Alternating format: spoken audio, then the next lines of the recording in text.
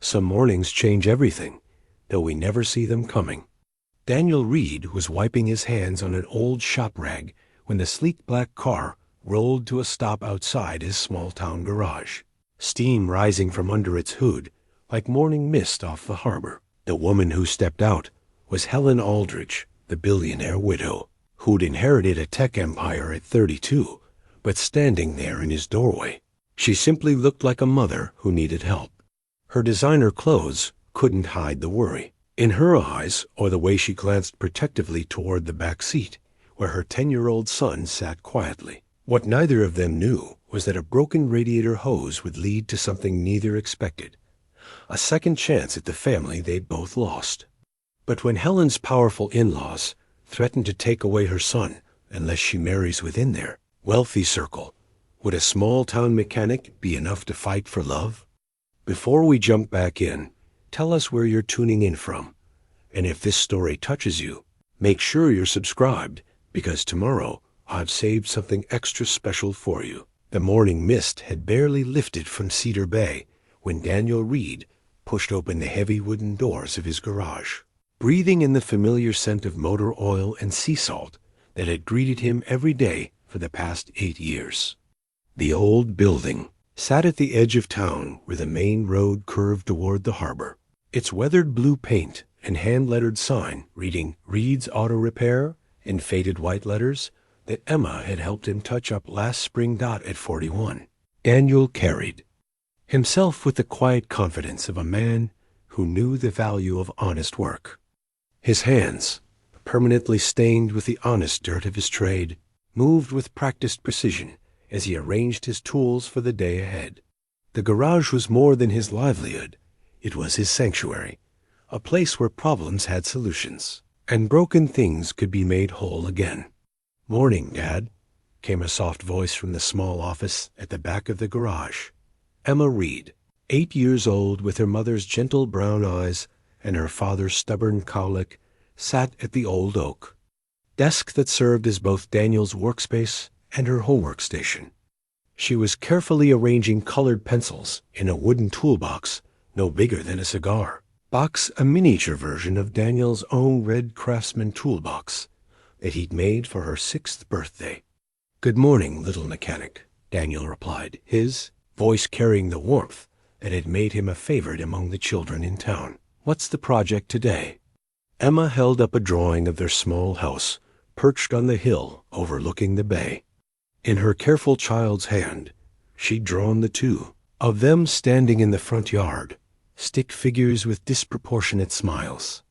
"It's for the art show at school. Mrs. Henderson says we should draw our families."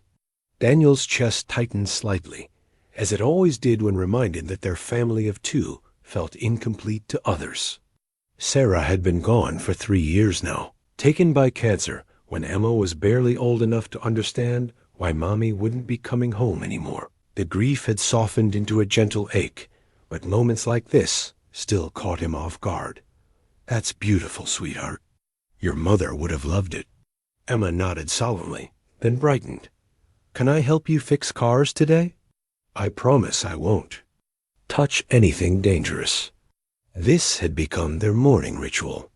Emma would spend the hour before school at the garage, organizing tools, sweeping the floor, or simply sitting in the office chair that spun in complete circles while Daniel worked on whatever vehicle had found its way to his bay. The arrangement worked well for both of them. Emma felt useful, and Daniel could keep an eye on her before Mrs. Patterson, their elderly neighbor, walked her to school. The garage itself told the story of Daniel's 8 years in Cedar Bay. He'd arrived with Emma as a toddler, a young widower with calloused hands and a toolbox, seeking a quiet place to rebuild their lives after Sarah's death had shattered their world in San Francisco. The previous owner, old Pete Mackenzie, had been ready to retire and had seen something in Daniel that reminded him of his younger self. The sale had been conducted with a handshake and a promise to take care of the local folks, who'd been bringing their cars there for 30 years. Daniel had kept that promise. His reputation for fair prices and quality work had spread through the town of 3,000 souls like ripples on the bay. He fixed Mrs. Chun's ancient Buick every few months without charging for labor, knowing her Social Security barely covered groceries. He taught teenage boys how to change their own oil and replace brake pads, figuring that knowledge was worth more than quick profit. When the fishing boats needed engine work, the captains knew Daniel would have them back on the water as quickly as possible. Understanding that every day in port was money lost, the morning light was beginning to slant through the garage windows when Tom Bradley's pickup truck rumbled into the bay. Tom owned the hardware store and had been Daniel's first friend in Cedar Bay, a steady man in his 50s who understood that some people preferred actions to words. "Morning, Daniel." "Emma, how's my favorite assistant mechanic?" Emma beamed at the title. "I'm organizing the socket wrenches by size. Dad says precision matters." "Smart girl. Your dad's right about that." Tom turned to Daniel with the expression of a man delivering news. "Heard from my cousin over in Portland yesterday. Says there's been some fancy cars spotted heading this way. Rich folks from the city looking for weekend places along the coast." Daniel nodded as he checked the oil in Tom's truck. "Good for the local economy, I suppose." "Maybe. Or maybe they'll try to change things too much, make it all about what they think a coastal town should look like instead of what it actually is." This was a common conversation in Cedar Bay. The town had remained largely untouched by the tech boom that had transformed so much of the Pacific Northwest, partly due to its remote location and partly due to the stubborn independence of its residents. Most folks liked it that way, but change had a way of arriving whether you invited it or not. Emma looked up from her organizing. "What kind of fancy cars?"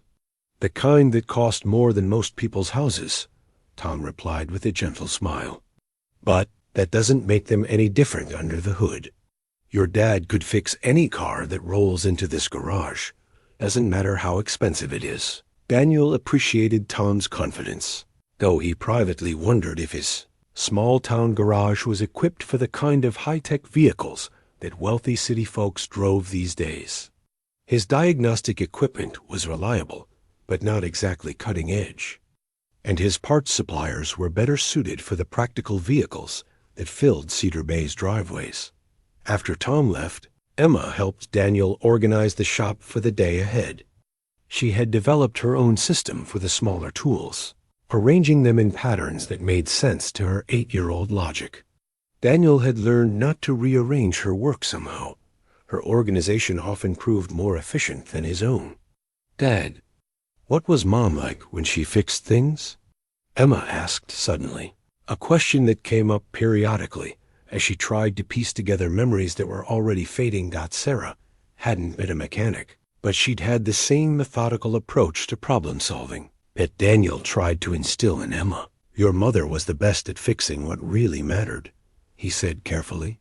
"When I had a bad day, she knew exactly what to say. When you were little and couldn't sleep, she could sing you calm in 5 minutes. She fixed hearts and worries, and all the important things that don't show up in garages." Emma nodded thoughtfully. "I wish I could remember her songs." Daniel's throat tightened. He'd tried to remember Sarah's lullabies, but his voice couldn't capture the gentle melody that had made their house feel like home. "Maybe we can find some of her old records tonight and listen together." The suggestion seemed to satisfy Emma, who returned to her organizing with renewed focus. Daniel watched her small hands carefully arranging the tools, seeing Sarah's patience and precision in every movement. Raising a daughter alone had taught him that some of the most important repairs happened in moments like this. Quiet conversations that mended the spaces where missing pieces should be. By the time Mrs. Patterson arrived to walk Emma to school, the garage was ready for whatever the day might bring. Daniel kissed his daughter goodbye and watched through the window as the two figures made their way down the hill toward the elementary school, Emma's backpack bouncing with each step. Alone in the garage, Daniel allowed himself a moment of reflection. That had become part of his morning routine. 3 years of single parenthood had taught him to find strength in small victories. Emma's laughter, a job well done, the trust of neighbors who brought their problems to his door. He'd built a good life here, simple and honest, centered around the belief that most things could be fixed with patience and the right tools. The radio in the corner crackled to life with the local weather report. Another clear day was forecast, with fog rolling in from the Pacific around sunset. Perfect garage weather, Daniel thought, settling into the familiar rhythm of work that had sustained him through the hardest years of his life. He had no way of knowing that before the fog rolled in that evening, his carefully constructed world would encounter something that couldn't be fixed with traditional tools, something that would require him to examine what it meant to repair not just engines, but hearts that had been broken by loss and loneliness. The broken radiator hose that would change everything was still intact, carrying coolant through a luxury engine 50 miles away. But change was already in motion, set in course by decisions made in boardrooms and family meetings that Daniel couldn't imagine, driven by forces as powerful and unpredictable as the tides that shaped Cedar Bay's rugged coastline. In a few hours, two worlds would collide in his garage, one built on honest work and simple values, the other shaped by wealth and complexity beyond his experience. The collision would test everything Daniel believed about love, family, and whether two people from different worlds could build something lasting together. But for now, there was only the familiar comfort of morning routine, the sound of Emma's laughter fading down the hill, and the promise of another day spent doing work that mattered in the place he'd chosen to call home. The fog rolled in earlier than predicted that Tuesday morning, wrapping Cedar Bay in a gray blanket that muffled sound and reduced visibility to mere yards. Daniel had just finished his second cup of coffee when he heard the expensive purr of an engine struggling against itself, followed by the telltale hiss of steam escaping under pressure. Through the garage's open bay door, he could make out the silhouette of a vehicle pulling to the side of the road. Even through the fog, he could tell it wasn't the usual pickup truck or sedan that found its way to his shop. This car sat low and sleek, its lines speaking of European engineering and a price tag that could fund a small business. Daniel grabbed his tool bag and walked toward the sound of the distressed engine. As he approached, the fog parted enough to reveal a midnight black BMW sedan, its hood releasing steady puffs of steam like a dragon catching its breath. The driver's door opened, and a woman stepped out, her movements careful and deliberate. Helen Aldridge was smaller than he'd expected. From the magazine photos he'd glimpsed at the grocery store checkout. Her blonde hair was pulled back in a simple ponytail, and she wore dark jeans and a cream-colored sweater that probably cost more than Daniel's monthly mortgage payment. But what struck him most was her expression, not the entitled frustration he might have expected from someone accustomed to having problems solved by others, but genuine concern mixed with uncertainty. "I'm sorry to bother you," she said, her voice carrying a slight tremor that had nothing to do with the morning chill. "I think my car is overheating. I saw your garage sign through the fog." Daniel nodded, already moving toward the hood. "Let's take a look. You're lucky you stopped when you did. Continuing to drive with steam like that could have caused serious engine damage." He popped the hood and immediately spotted the problem. A radiator hose had split along its length, allowing coolant to spray against the hot engine block and create the dramatic steam show. It was the kind of failure that looked catastrophic, but was actually quite simple to repair, assuming he had the right part in stock. "It's your radiator hose," he explained, pointing to the split rubber. "Clean break, probably due to age and heat cycling. The good news is it's an easy fix. The challenging part might be finding the exact replacement part for a vehicle like this." Helen stepped closer, genuinely interested in his diagnosis. "How long do you think it will take?" "If I have the part, about an hour. If I need to order it, could be a day or two." Daniel studied the engine bay, noting the precision of German engineering. "This is a beautiful machine. You don't see many of these in Cedar Bay." It was my husband's, Helen said quietly, her hand unconsciously moving to the wedding ring she still wore. He always said European cars were worth the extra maintenance because they were built to last. Daniel caught the past tense and the weight behind it. I'm sorry for your loss. Thank you. Helen's voice carried the practiced tone of someone who learned to accept condolences gracefully. He passed 2 years ago. I kept thinking I should trade it for something more practical. But she trailed off, looking at the car with an expression. Daniel recognized the complicated relationship with objects that held memories of people who were gone. Let me check my parts inventory, Daniel said, giving her a moment to collect herself. You're welcome to wait in the office if you'd like. There's coffee, and it's warmer inside. As they walked toward the garage, Daniel noticed movement in the BMW's back seat. A boy, perhaps 10 years old, sat quietly with a sketch pad in his lap.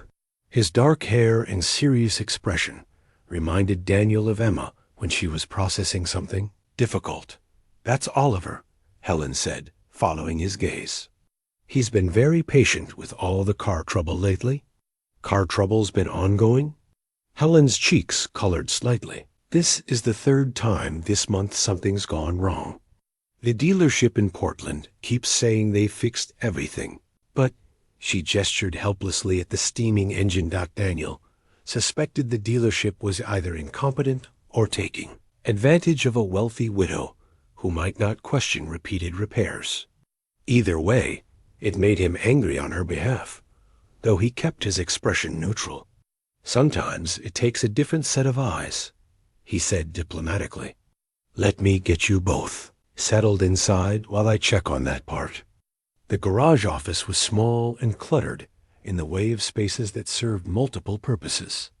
Emma's drawings covered one wall, mixed with parts catalogs and maintenance schedules.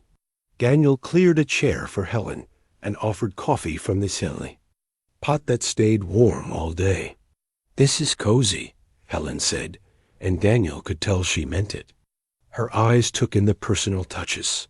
Emma's artwork, photos of local cars he'd restored, a small shelf of books that ranged from repair manuals to the mystery novels he read in the evenings. Oliver had followed them inside, still clutching his sketchpad. Up close, Daniel could see the boy's drawings were remarkably detailed architectural sketches of buildings, careful studies of trees and clouds, and several drawings of the BMW from different angles. You're quite an artist, Daniel told him. Oliver looked up with surprise, as if he wasn't used to adults commenting on his work. I like drawing cars. Dad used to say I had an engineer's eye. He was right. These are very precise. Do you help your mom with car maintenance? I don't know anything about engines, Oliver admitted. Mom says I'm too young to learn about mechanical things. Daniel glanced at Helen, who looked slightly embarrassed. I worry about him getting hurt. And honestly, I don't know much about cars myself. My husband handled all of that. Understanding how things work is never a bad skill to have, Daniel said gently, even if you never plan to do the repairs yourself. He pulled a parts catalog from the shelf and began looking up BMW radiator hoses. Behind him, he could hear Helen and Oliver speaking in low voices, a conversation that sounded like it had been repeated many times before. I know you miss him, sweetheart, Helen was saying. I miss him too. But we have to learn to handle things ourselves now. I just wish Dad was here to see the new house, Oliver replied. He would have liked the view of the water. Daniel found the part number and cross-referenced it with his inventory system. To his surprise, he had a compatible hose in stock, not the exact BMW part, but a high-quality aftermarket replacement that would work perfectly and cost significantly less than the dealer price. Good news, he announced, turning back to his visitors. I have what you need, and I can have you back on the road within the hour. Relief washed over Helen's face. What do I owe you? Let me get the work done first. I believe in earning payment. Daniel paused, then made a decision that surprised him. Oliver, would you like to watch while I replace the hose? I could explain what I'm doing as I work. Oliver's eyes lit up with interest, but he looked to his mother for permission. Helen hesitated, clearly torn between her protective instincts and her son's obvious enthusiasm. I promise he won't touch anything dangerous, Daniel assured her. Sometimes understanding how things work makes them less mysterious and intimidating. Helen studied Daniel's face, perhaps seeing something that reminded her of her late husband's patient way of explaining complex concepts. All right, but you listen carefully to Mr. Reed and do exactly what he says. Yes, Mom. Oliver's smile was the first genuine expression Daniel had seen from the boy Dot as they walked back to the BMW. Daniel found himself thinking about Emma's questions that morning about her mother's way of fixing things. Perhaps healing happened in different ways, sometimes through quiet conversations over morning coffee, sometimes through teaching a curious child how radiator hoses worked. The fog was beginning to lift as Daniel raised the hood and began explaining the cooling system to Oliver. Helen stood nearby, listening with an attention that suggested she was learning as much as her son. There was something peaceful about the moment, the patient work of repair, the careful sharing of knowledge, and the gradual building of trust between strangers who had found themselves in each other's orbit. Neither Daniel nor Helen could have predicted that this simple automotive repair would become the foundation for something much more complex and precious. But as Daniel's skilled hands worked to fix what was broken, and as Oliver absorbed every detail with the hunger of a child starved for adult guidance, the first threads of connection were being woven between two families who had been managing alone for too long. The wedding ring on Helen's finger caught the morning light as she watched Daniel work. A symbol of love that had been lost, but also a reminder that hearts, like engines, could be repaired with patience, skill, and the right kind of attention. 3 days later, Helen Aldridge returned to Reed's Auto Repair with a question about her car's timing belt. At least, that's what she told herself as she drove down the winding coastal road toward Cedar Bay. Oliver buckled in beside her with his ever-present sketch pad. The truth was more complicated. She'd found herself thinking about Daniel Reed's patient explanations, the way he'd treated Oliver like an intelligent person, capable of understanding complex concepts, and the genuine care he'd shown for a problem that most expensive mechanics had dismissed or overcomplicated. More than that, she'd been thinking about the peaceful atmosphere of his small garage, so different from the sterile dealership service departments where she usually took her car. Are we really having car trouble again? Oliver asked as they pulled into the garage's gravel lot. Helen felt her cheeks warm. I want to make sure everything is running properly. Prevention is better than emergency repairs. Oliver nodded seriously, though Helen suspected her 10-year-old saw through her excuse. He'd been more observant lately, picking up on the subtle changes in their routine and her increasingly frequent mentions of the helpful mechanic in Cedar Bay. Daniel emerged from the garage bay, wiping his hands on a familiar red shop rag. His face brightened when he saw them, and Helen felt an unexpected flutter of nervousness mixed with pleasure. Mrs. Aldridge, Oliver, how's the car running? Perfectly, Helen admitted. But I was wondering if you could check the timing belt. The dealership mentioned it might need attention soon, and I'd rather address it before it becomes a problem. Daniel nodded thoughtfully. Smart approach. How many miles on the car? As Helen recited the mileage, she noticed Emma Reed emerge from the office, moving with the careful shyness she displayed during their first meeting. The 8-year-old hung back near the doorway, clearly curious about their visitors, but uncertain how to approach. Emma, you remember Mrs. Aldridge and Oliver? Daniel said gently. Emma nodded, clutching a small wooden toolbox that looked like a miniature version of her father's work equipment. Hi, she said softly. Oliver looked up from his sketch pad with genuine interest. Is that your toolbox?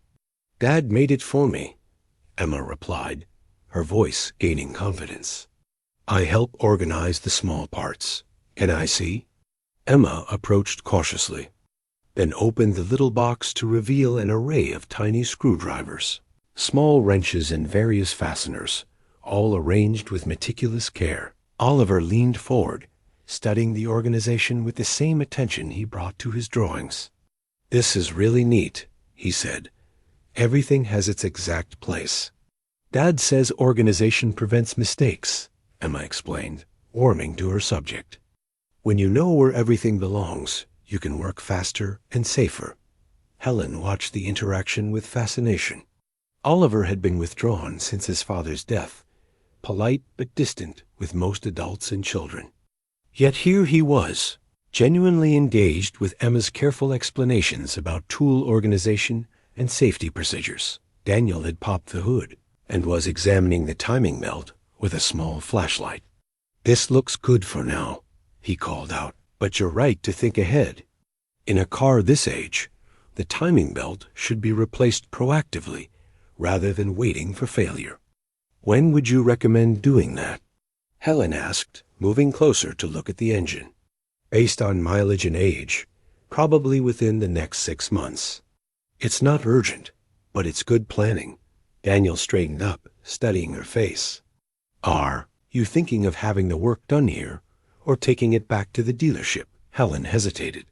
The honest answer was that she'd much rather have Daniel do the work. She trusted his explanations and his obvious competence, but she wasn't sure how to say that without revealing her growing interest in finding reasons to visit Cedar Bay. "I'd like to consider it," she said finally. "Your approach seems more thorough than what I've experienced elsewhere." Daniel smiled at the diplomatic phrasing. "I appreciate that, and I'd be happy to do the work when you're ready." Behind them, Emma was showing Oliver how she used different-sized containers to sort screws and bolts. Oliver had pulled out his pencil and was sketching her organizational system, asking questions about why certain tools were grouped together. "You draw really well," Emma told him shyly. "Better than anyone in my class." "I like drawing how things work," Oliver explained. "Dad used to say that understanding something meant being able to draw it accurately. My dad says something like that too. He says if you can't explain how something works, you don't really understand it yourself." Helen found herself exchanging a look with Daniel over the children's heads. There was something poignant about watching their children connect over shared interests and similar loss. Both had lost parents. Both were being raised by devoted single parents who were doing their best to fill the gaps. "Would you like some coffee?" Daniel offered. "I was about to take a break, and the kids seemed to be getting along well." Helen nodded, realizing she'd been hoping for exactly this kind of invitation. They settled in the small office, while Emma and Oliver continued their conversation about tools and drawing, their voices carrying the easy rhythm of children who'd found common ground. "Oliver seems like a thoughtful boy," Daniel observed, watching as Oliver carefully sketched Emma's toolbox. "Arrangement. Sometimes I worry he's too serious for his age," Helen admitted. "He's been that way since his father died." Marcus was very focused on teaching Oliver about engineering and problem solving. "Sometimes I wonder if Oliver feels pressure to carry on that legacy." Daniel nodded, understanding. "Emma went through something similar after her mother passed. She wanted to take care of me, handle responsibilities that weren't really hers to carry. It took time for her to feel safe being a child again." "How did you help her with that?" "Mostly by showing her that I could handle the adult responsibilities, so she didn't have to. And by finding ways for her to contribute that were appropriate for her age and interests." Daniel glanced toward the children. "Like the toolbox organization, it's genuinely helpful, but it's also something she can master completely, which builds confidence." Helen studied Daniel's face, struck by his thoughtful approach to parenting. "You make it sound so logical." "Nothing about parenting alone is logical," Daniel replied with a rueful smile. "But I've learned that children need to feel useful and valued, not just protected. The trick is finding the right balance." Outside, The morning fog was lifting to reveal one of those crystalline Pacific Northwest days that made the coast look like a postcard. Through the office window, Helen could see the harbor in the distance, fishing boats heading out for the day's work. "It's beautiful here," she said. "Very different from Portland." Daniel followed her gaze. "That's what drew me to Cedar Bay originally. After Sarah died, Emma and I needed somewhere quiet to heal. The pace here is restorative. Marcus and I talked about finding a place like this," Helen said quietly. "Somewhere Oliver could grow up with more space, more connection to the natural world. But we kept putting it off, thinking we had time." The weight of unfinished plans hung between them for a moment. Daniel understood the particular grief of dreams that would never be realized, of conversations that ended mid-sentence when death intervened. "Oliver mentioned you'd found a new house," Daniel said gently. "We're renting a place on Cliff Road for the summer. Marcus's parents thought it would be good for Oliver to have a change of scenery. And Helen paused, choosing her words carefully. "I needed to get away from all the reminders in Portland. The house we shared, the places we used to go together." Daniel nodded. "Fresh surroundings can help with healing. Emma and I discovered that when we moved here." "Do you ever regret leaving your old life behind?" "Sometimes I miss the convenience of city living," Daniel admitted. "But I've never regretted choosing a place where Emma could grow up knowing her neighbors, where work has meaning beyond just earning money, where the rhythm of life follows something more natural than just economic cycles." Helen found herself envying that sense of purposeful simplicity. Her life in Portland was comfortable, but increasingly hollow board meetings and investment decisions that felt disconnected from anything that mattered.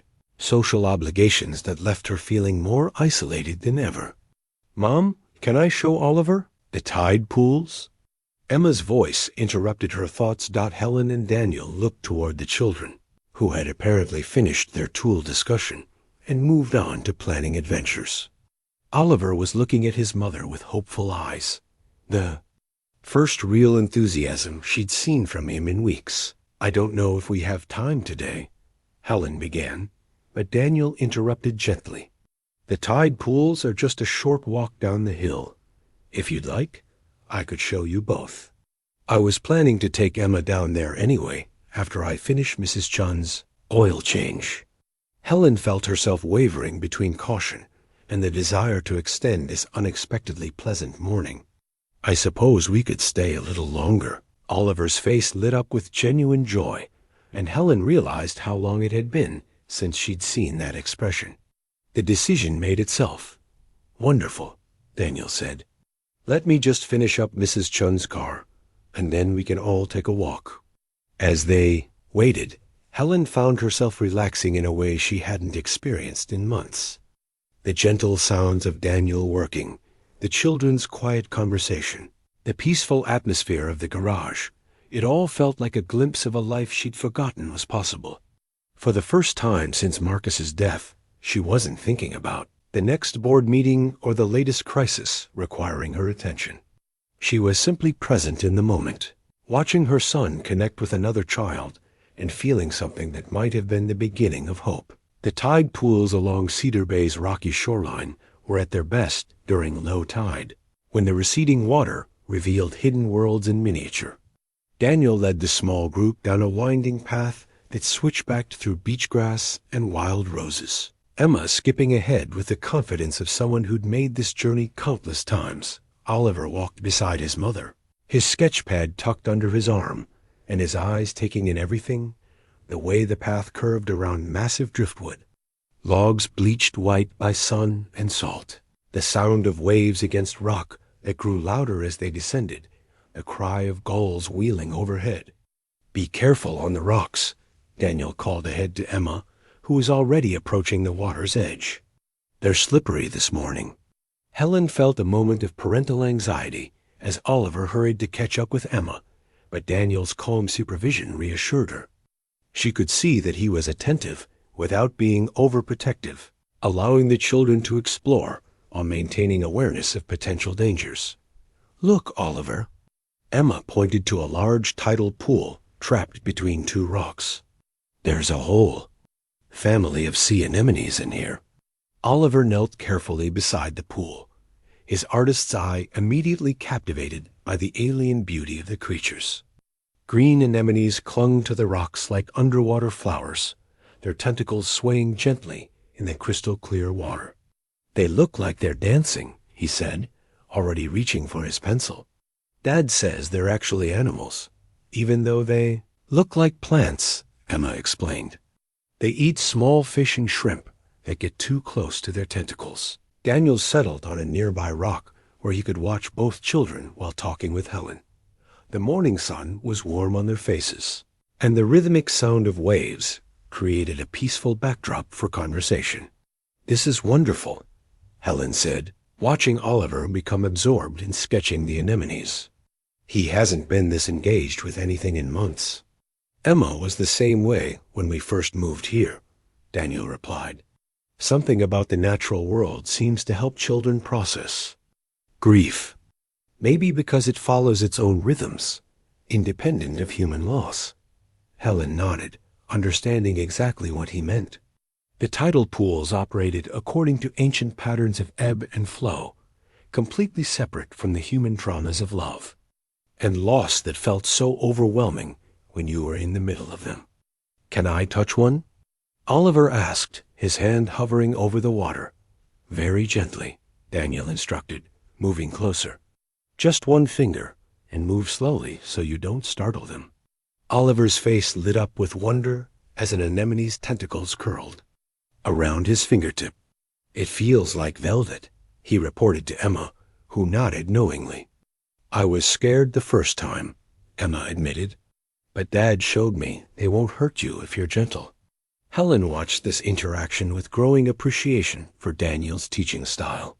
He didn't lecture or overwhelm with information, but let curiosity lead and answered questions as they arose. It reminded her of Marcus's approach with Oliver, though Daniel's manner was more relaxed, less intense than her late husband's academic precision. "Your husband was an engineer?" Daniel asked, as if following her thoughts.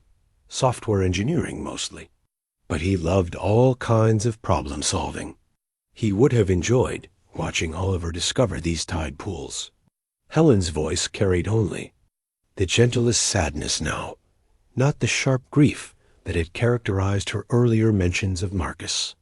"Tell me about him," Daniel said simply.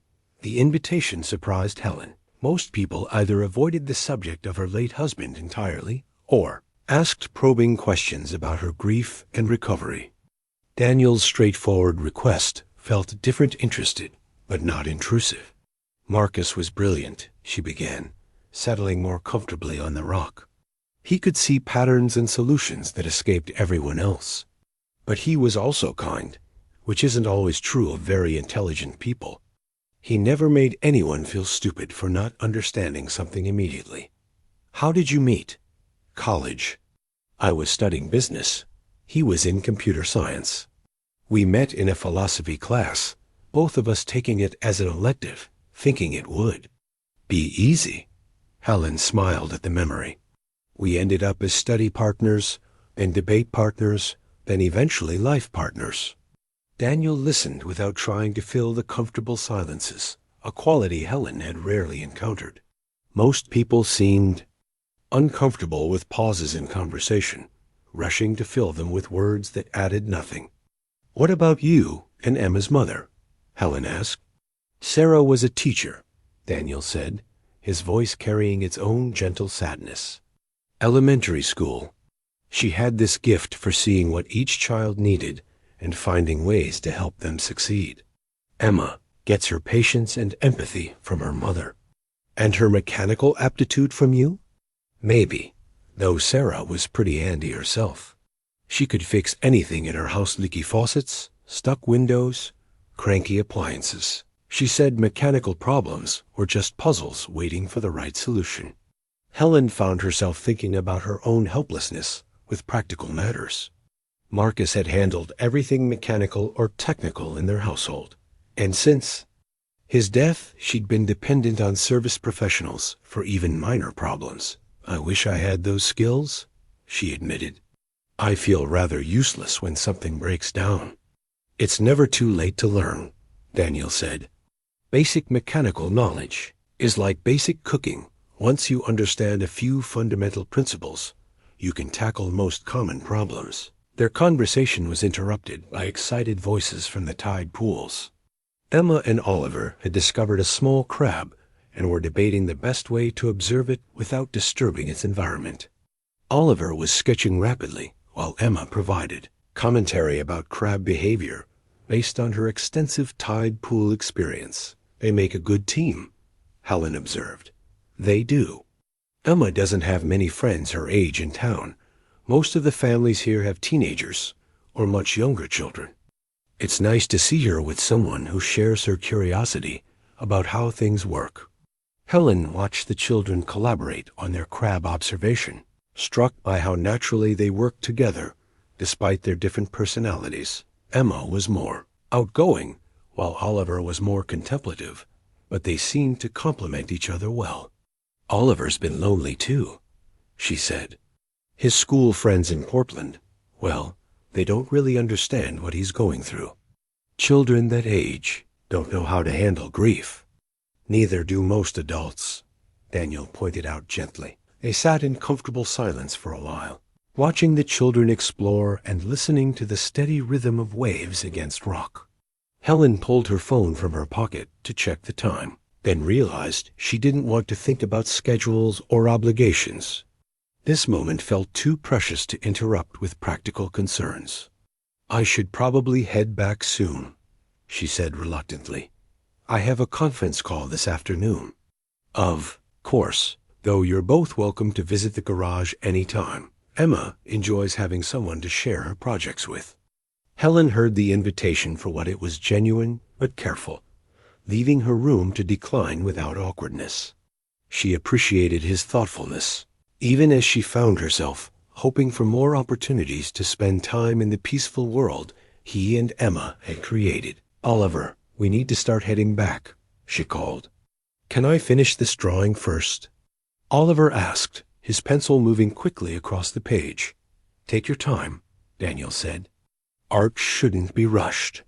Helen moved closer to see Oliver's work and was amazed by the detail he'd captured.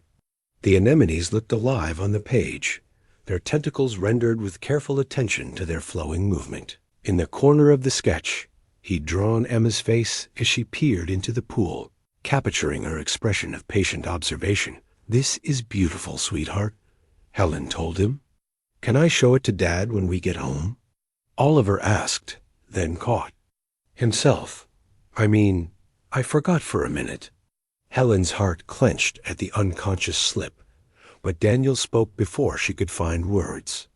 I think your dad would be very proud of this drawing, he said matter-of-factly. Artists often feel like the people they love are watching their work, even when they can't be there in person. Oliver nodded seriously, accepting this explanation in a way that surprised Helen. In the months since Marcus's death, Oliver had resisted most attempts to talk about his father in present tense terms, as if doing so made the loss too painful to bear. But Daniel's gentle acknowledgment seemed to comfort rather than upset him. As they climbed back up the path toward the garage, Helen found herself carrying more than just sand in her shoes and salt spray on her jacket. She carried the memory of Oliver's laughter, the sound of two children discovering the world together, and the unexpected piece of conversation with someone who understood that healing happened slowly. In moments like this, Daniel walked beside her, occasionally pointing out local plants or birds, sharing the kind of knowledge that came from years of paying attention to the natural world. Emma and Oliver trailed behind, still discussing their tide pool discoveries and planning future expeditions. At the garage, Helen lingered longer than necessary, reluctant to return to the familiar isolation of her rented house and waiting conference calls. Oliver seemed equally reluctant to leave, asking Emma several questions about her tool organization system and promising to show her more of his drawings next time.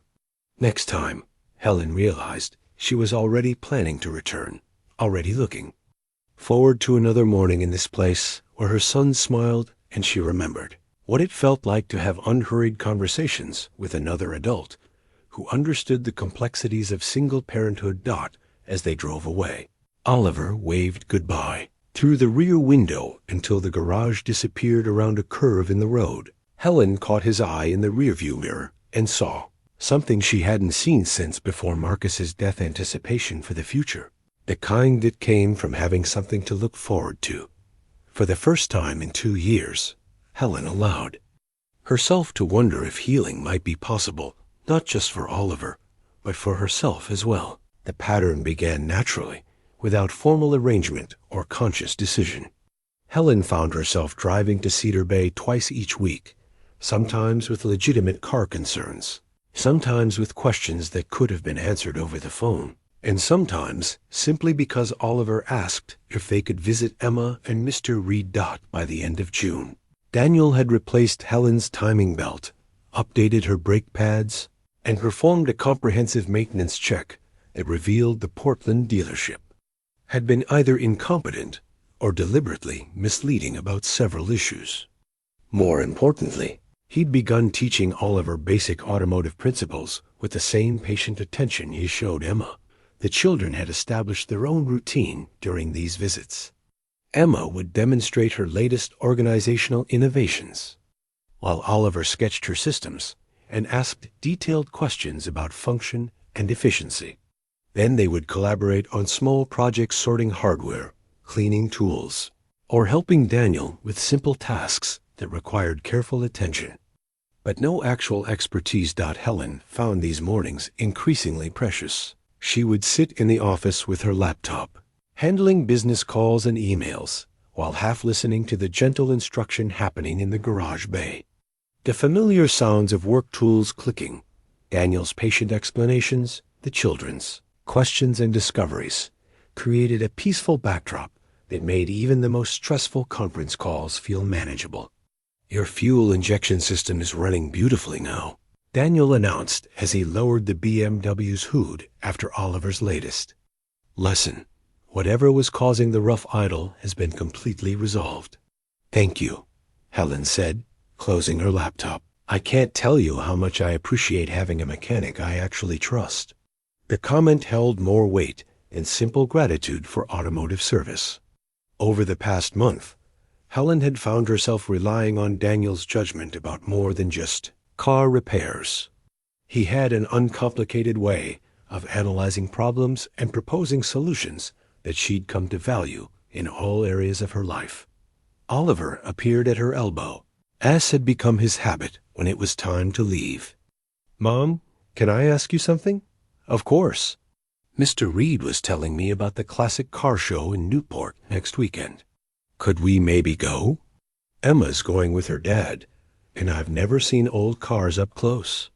Helen glanced at Daniel, who was diplomatically focused on wiping down his tools. She appreciated that he hadn't extended the invitation directly, leaving her free to consider Oliver's request without feeling pressured.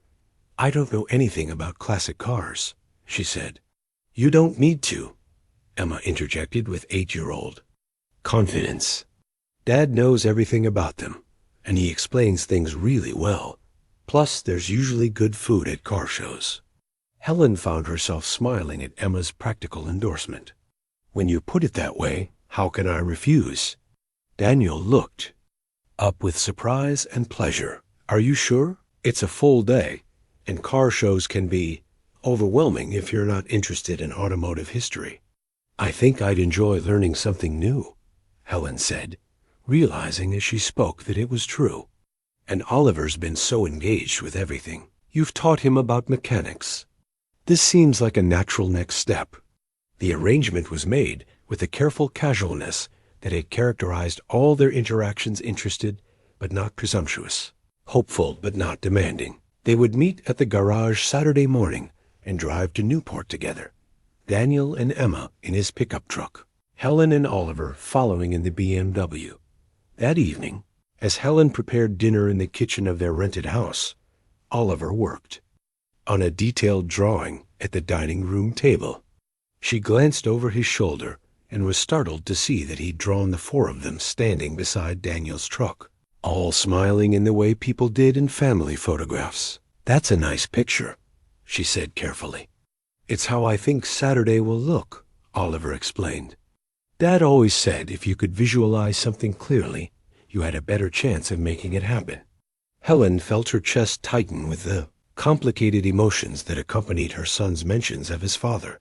Marcus had indeed believed in the power of visualization, applying it to everything from software problems to family vacation planning. Seeing Oliver use his father's philosophy to imagine new experiences felt both heartbreaking and hopeful. "Do you miss Dad when we're at the garage?"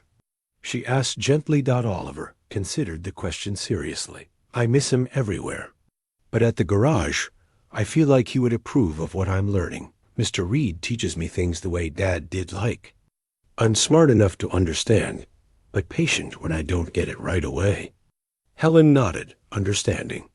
Daniel's teaching style did remind her of Marcus's approach with Oliver, though Daniel was more relaxed, less intense about the importance of mastering every concept immediately.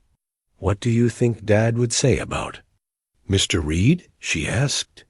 "I think he'd like that Mr. Reed is teaching me practical things," Oliver said. "And I think he'd like that you smile more when we're there." The observation was delivered with childlike directness, but it hit Helen with the force of revelation. She did smile more during their visits to Cedar Bay. She laughed at Emma's earnest explanations, felt genuine pleasure in Oliver's enthusiasm, and experienced a lightness in Daniel's presence that had been absent from her life for longer than she cared to admit. That night, after Oliver had gone to bed, Helen found herself looking through the hidden drawer in her dresser where she kept Marcus's final letter, the one his doctor had helped him write when it became clear that treatment wasn't working. She'd read it dozens of times in the months after his death, finding comfort in his familiar handwriting and his attempts to prepare her for life without him. Tonight, she held the family photo that had been tucked behind the letter, the last picture taken of the three of them together at Oliver's 9th birthday party just 2 months before Marcus's diagnosis. They looked so happy, so complete, so utterly unaware of what was coming. Helen traced Marcus's face with her finger, remembering his laugh, his way of explaining complex ideas in simple terms, his absolute devotion to their small family. But instead of the sharp grief that usually accompanied these midnight memories, Helen felt something different, a gentle sadness mixed with gratitude for what they'd shared, and perhaps the first tentative stirring of permission to imagine happiness again. Saturday morning arrived with the kind of crystalline clarity that made the Pacific Northwest famous. Helen dressed carefully in jeans and a comfortable sweater, clothes that would be appropriate for walking around outdoor car displays. Oliver had been awake since dawn, organizing his sketch pad and pencils with the meticulous care he brought to all his artistic endeavors. They arrived at the garage to find Daniel loading a small cooler into his truck, while Emma supervised from the passenger seat.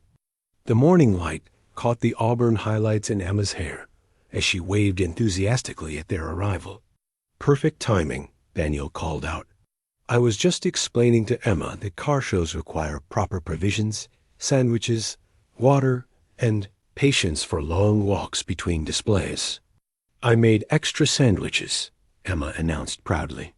"Peanut butter and jelly for everyone, plus some of Mrs. Patterson's chocolate chip cookies." Helen felt a warm flutter at being included in Emma's careful preparations. The 8-year-old had clearly put thought into making sure their expedition would be comfortable for everyone. The drive to Newport took them along Highway 101, the scenic coastal route that provided spectacular views of the Pacific Ocean. Daniel's truck led the way, maintaining a steady pace that allowed Helen to enjoy the scenery without feeling rushed. In her rearview mirror, she could see Oliver sketching the changing landscape, his artist's eye capturing the interplay of forest, cliff, and sea. The Newport Classic Car Show sprawled across 3 city blocks, with vintage automobiles of every description gleaming in the morning sun. Helen felt momentarily overwhelmed by the scale of the event, hundreds of cars, thousands of people, and a level of automotive enthusiasm that was completely foreign to her experience. "Stay close," Daniel advised as they gathered near the entrance. "It's easy to get separated in crowds like this." Emma immediately took Oliver's hand with the protective instinct of an older sibling, though she was actually 2 years younger. "We'll stick together," she declared. "Partners always look out for each other." They began their exploration with the muscle cars of the 1960s and 70s, Daniel explaining the cultural significance of vehicles that represented American automotive power at its peak. Helen found herself genuinely interested in his stories about the social and economic factors that had shaped car design, while Oliver sketched details of chrome work and engine configurations. The 1967 Mustang Fastback was considered the perfect balance of style and performance. Daniel was explaining to Oliver as they studied a pristine red example. "Your dad probably would have appreciated the engineering elegance, powerful, but not overcomplicated." Helen noticed how naturally Daniel included Marcus in his explanations, acknowledging Oliver's father as someone who would have understood and appreciated the technical aspects they were discussing. It was exactly the right approach, honoring Marcus's memory while helping Oliver connect new experiences to his father's interests.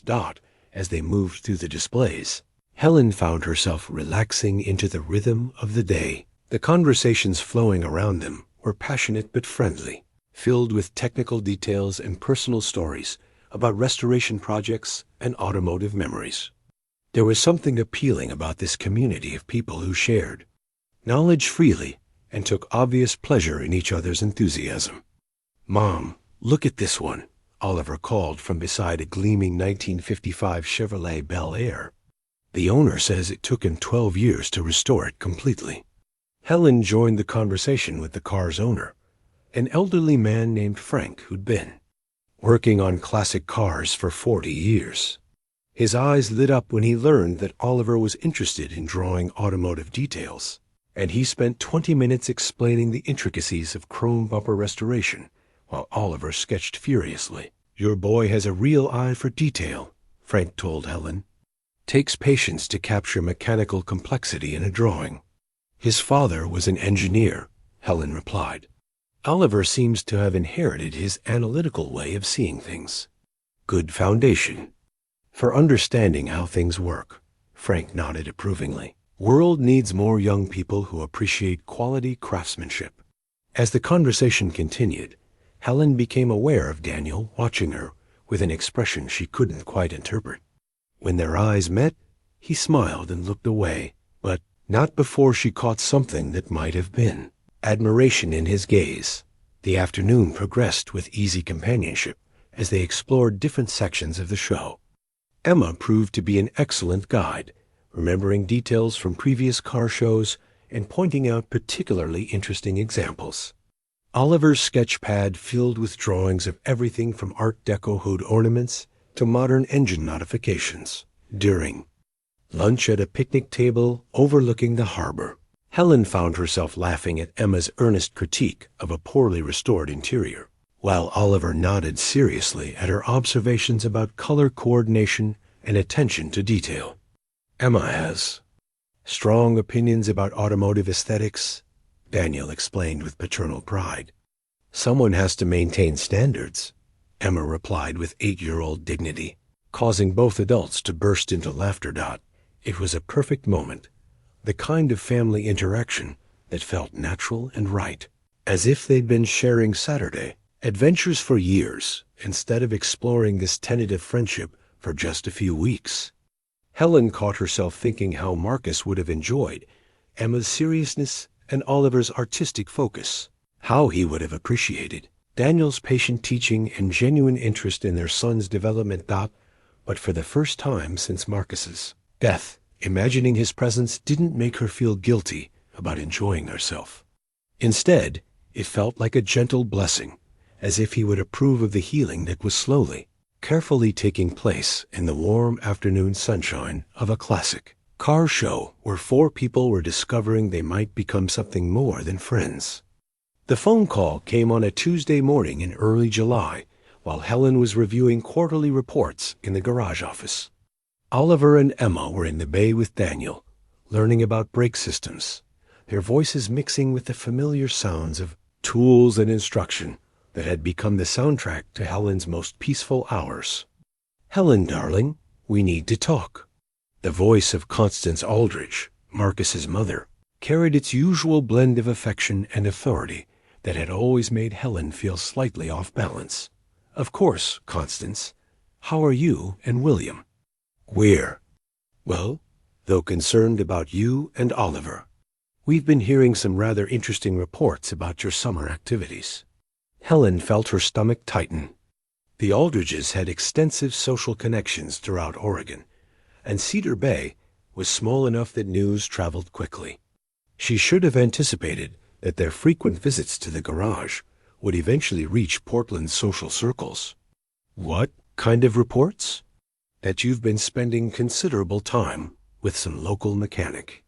"Really, Helen, I know grief affects people differently, but this seems rather beneath your station." Helen walked to the office window where she could see Daniel patiently explaining brake pad replacement to the children. His hands moved with practiced precision as he demonstrated proper technique, and both Oliver and Emma hung on his every word with the focused attention of students who trusted their teacher completely. "Daniel Reed is a friend," Helen said carefully. "He's been very kind to Oliver and me." "I'm sure he has, darling. But you must consider appearances. The Aldridge name carries certain expectations, and frankly, we're concerned about the message you're sending about Oliver's future." "What message would that be?"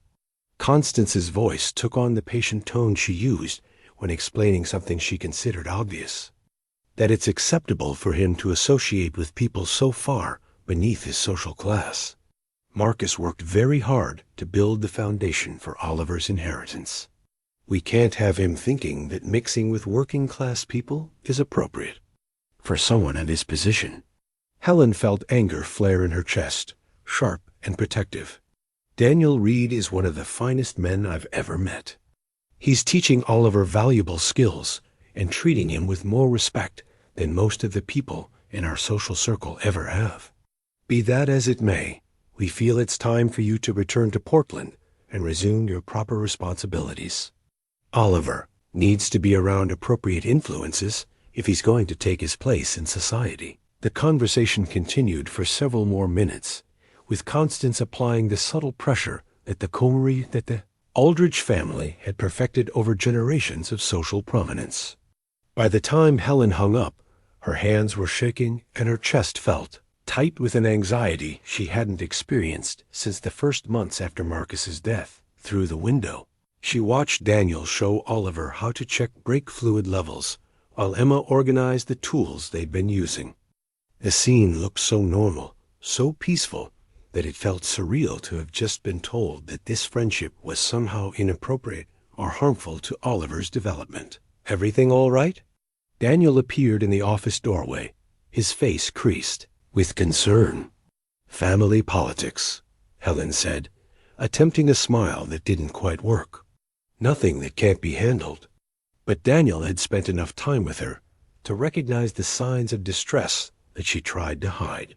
He closed the office door and sat down across from her desk, his presence calm and reassuring. "Want to talk about it?" Helen found herself explaining. The phone call, the Aldridges' concerns, and the pressure she felt to conform to expectations that increasingly felt meaningless. Daniel listened without judgment, his steady attention helping her process the complex emotions the conversation had stirred up. "They're not entirely wrong about social class differences," Helen concluded miserably.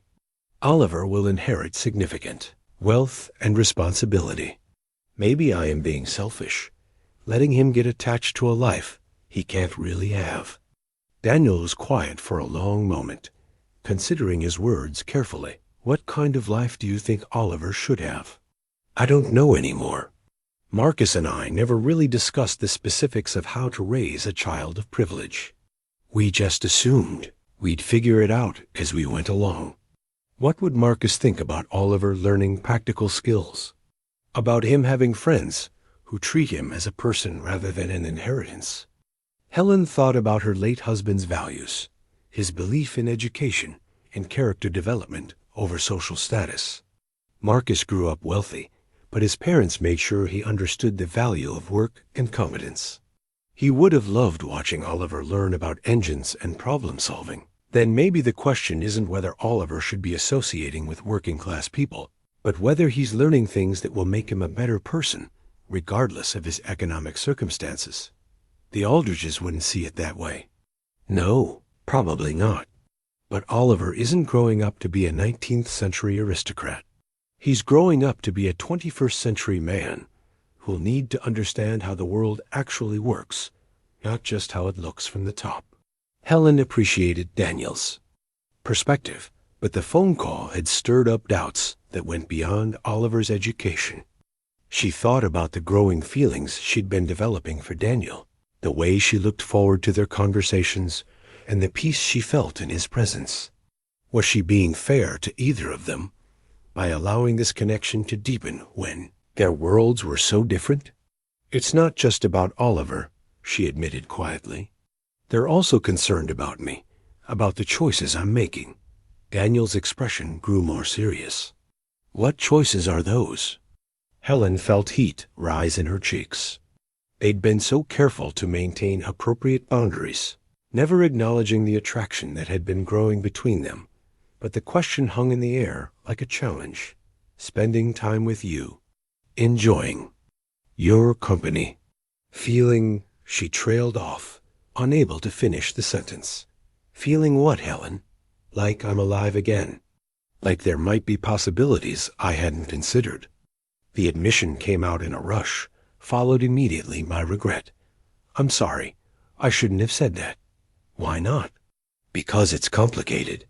Because you're a good man who doesn't deserve to get caught up in the drama of my family's expectations. Because Oliver and I will eventually have to return to our real lives in Portland. Daniel leaned back in his chair, studying her face. What if Portland isn't your real life anymore? What if this is? The question hit Helen like a physical blow.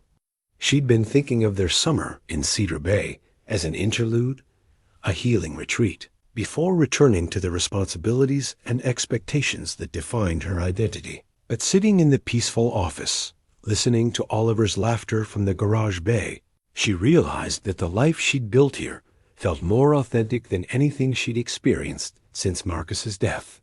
I can't just abandon everything I've built in Portland. The company, the foundation, Oliver's inheritance. I'm not suggesting you abandon anything important. But maybe some of what you've built isn't serving you anymore. Maybe it's time to consider what would actually make you and Oliver happy. Before Helen could respond, the office door burst open and Oliver rushed in, his face bright with excitement. Mom, you should see what I learned about hydraulic systems. It's like the brake pedal is connected to the wheels by liquid pressure instead of mechanical cables. It's brilliant engineering. Helen looked at her son's animated face, then at Daniel's patient smile, and felt her world shift slightly. For 2 years, she'd been focused on preserving what Marcus had built, honoring his memory by maintaining the life he'd envisioned for their family. But Marcus had loved Oliver's curiosity and enthusiasm above everything else. Wouldn't he want his son to be this excited about learning, regardless of the subject matter or the teacher's social status? That does sound brilliant, she told Oliver.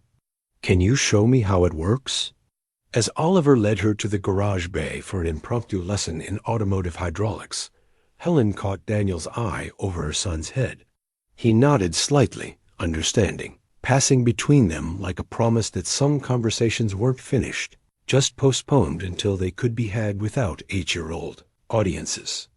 But the legal document that would force those conversations much sooner than anyone expected was already being prepared in a Portland law office, where William and Constance Aldridge had decided that subtle pressure wasn't sufficient to protect their grandson's future. The custody papers that would threaten to tear apart the fragile happiness they'd all been building, were still 3 days away from delivery. For now, there was only the simple pleasure of watching Oliver explain hydraulic brake systems to Emma, who listened with the serious attention of someone determined to understand every detail of her new favorite subject. Helen felt the weight of impending decisions pressing against her chest, but for this moment, she chose to focus on her son's joy and the steady presence of the man who'd somehow become essential to both their healing processes. Whatever challenges lay ahead, they would face them with the same patience and methodical problem-solving that Daniel applied to broken engines. Some problems, Helen was learning, couldn't be fixed with money or social position. But maybe, with the right approach and the right person beside you, they could be solved with honesty, courage, and the willingness to prioritize love over convention. The courier arrived at Helen's rental house on Friday morning while she was making coffee and listening to Oliver practice piano in the living room. The legal documents were delivered with the impersonal efficiency that characterized all communications from the Aldridge family lawyers, but their contents hit Helen with the force of a physical blow. The custody petition was thorough and professionally brutal. It outlined Oliver's unstable living situation, cited Helen's inappropriate associations with unsuitable individuals, and requested immediate temporary custody pending a full evaluation of Oliver's best interests. The language was careful and legal, but the message was clear: conform to Aldridge expectations, or lose your son. Helen's hands shook as she read through the supporting documentation. Private investigators had been watching her for weeks, photographing her visits to the garage, documenting Oliver's interactions with Emma and Daniel, and building a case that portrayed her summer in Cedar Bay as evidence of psychological instability. Following her husband's death, the most devastating section detailed the financial implications of her erratic behavior. The Aldridge family trust that funded Oliver's inheritance was structured in a way that gave Marcus's parents significant influence over how the money was managed until Oliver reached adulthood.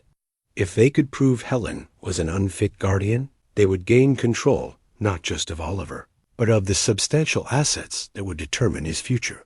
Oliver's piano practice had stopped, and Helen realized he was standing in the kitchen doorway, his face pale with concern. "Mom, what's wrong?" Helen quickly folded the legal papers, but Oliver had inherited his father's sharp observational skills. He could see that whatever she'd been reading had shaken her profoundly.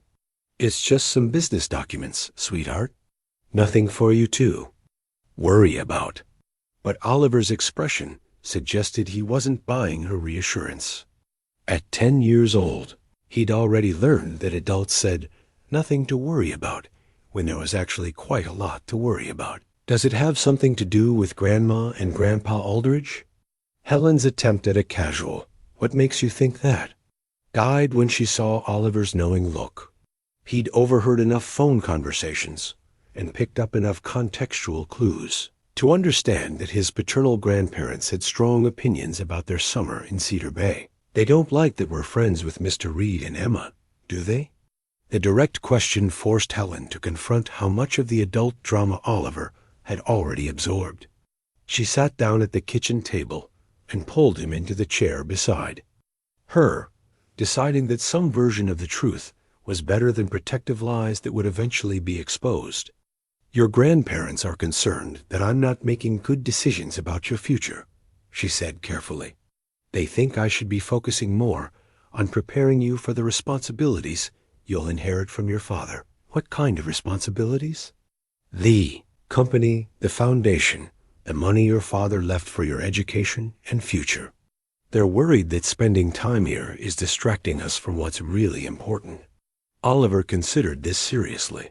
"Do you think they're right?" Helen looked at her son's face, seeing Marcus's analytical mind working through the implications of what she'd told him. Over the past 2 months, Oliver had gained confidence, made a friend, and rediscovered his enthusiasm for learning. He smiled more, asked questions freely, and had begun talking about his father with affection rather than just grief. I think you're happier here than you've been since your father died, she said honestly. And I think happiness matters just as much as money or social position. But they don't agree? No, they don't. Oliver was quiet for a moment, then asked the question Helen had been dreading. Are we going to have to leave? Before she could answer, the sound of Daniel's truck in the driveway interrupted the conversation. Helen had forgotten that they'd planned to spend the morning working on a carburetor rebuild that Daniel thought Oliver was ready to understand. Should I tell Mr. Reed we can't work on the carburetor today? Oliver asked, his disappointment evident. Helen looked at her son's face, then at the legal documents on the table, and made a decision that surprised her with its clarity. The Aldridges were trying to use fear and legal pressure to control her choices. But giving in to that pressure would mean abandoning the first real happiness Oliver had experienced since his father's death. No, she said firmly. We're going to have our carburetor lesson, and then we're going to figure out how to handle this situation properly. Oliver's face brightened with relief and something that might have been pride in his mother's resolve. Should we tell Mr. Reed about the papers? Eventually. But first, I need to understand exactly what we're dealing with. They drove to the garage. In unusually quiet contemplation, both lost in thoughts about family loyalty, personal happiness, and the complicated intersection of love and legal obligation, Helen found herself thinking about Marcus's final letter, hidden in her dresser drawer, and wondering what guidance he might have offered about choosing between security and authenticity. Daniel was waiting in the garage bay with the carburetor, components laid out on a clean work surface, each part labeled and organized for easy identification. His face lit up when he saw them, then quickly shifted to concern when he noticed their subdued mood. Everything all right? He asked, the question directed primarily to Helen, but including Oliver in his attention. Family complications, Helen sighed, using the same phrase she'd employed after Constance's phone call. Nothing that can't be handled. But Oliver stepped forward with the honesty that children brought to difficult situations. My grandparents are upset that we're friends with you and Emma. They sent Mom some papers that made her really worried. Daniel's expression grew serious as he looked between Oliver and Helen. Legal papers? Helen nodded reluctantly. Custody issues. They're concerned about Oliver's living situation. Because he's spending time here? Among other things. Daniel absorbed this information with the same methodical approach he brought to mechanical problems. Helen could see him working through the implications, understanding the threat to their fragile arrangement, and calculating the potential consequences of his involvement in their lives. I'm sorry, Helen said quietly. I never intended for our friendship to create problems for you. The only problem I see is that good people are being pressured to make decisions based on fear rather than what's actually best for their children. Daniel replied, What kind of custody issues are we talking about? Helen found herself explaining the legal petition, the Aldridges' concerns about her judgment, and the financial complications that made the situation more complex than simple. Disagreement about parenting choices. Daniel listened without interruption, his face growing increasingly thoughtful. What do you want to do? He asked when she finished. I want to tell them that Oliver's happiness matters more than their social expectations, Helen said. But I'm terrified of losing him. What about fighting back? Getting your own lawyers involved? With what grounds? They're not wrong about the class differences, and they have significant financial resources for a legal battle. Oliver had been listening to this adult conversation with the serious attention he brought to carburetor lessons. Can I say something? Both adults turned to him with surprise. Children weren't usually consulted about custody disputes, but Oliver's question carried the weight of someone who understood he was the subject of the adult disagreement. Of course, Helen said. I don't want to live with Grandma and Grandpa. Aldridge. They never ask me what I'm interested in or what I want to learn. They just tell me what I should be doing because of who my father was. Oliver's voice grew stronger as he continued. Mr. Reed treats me like Dad did, like I'm smart. enough to understand things if someone explains them properly. And Emma is the best friend I've ever had.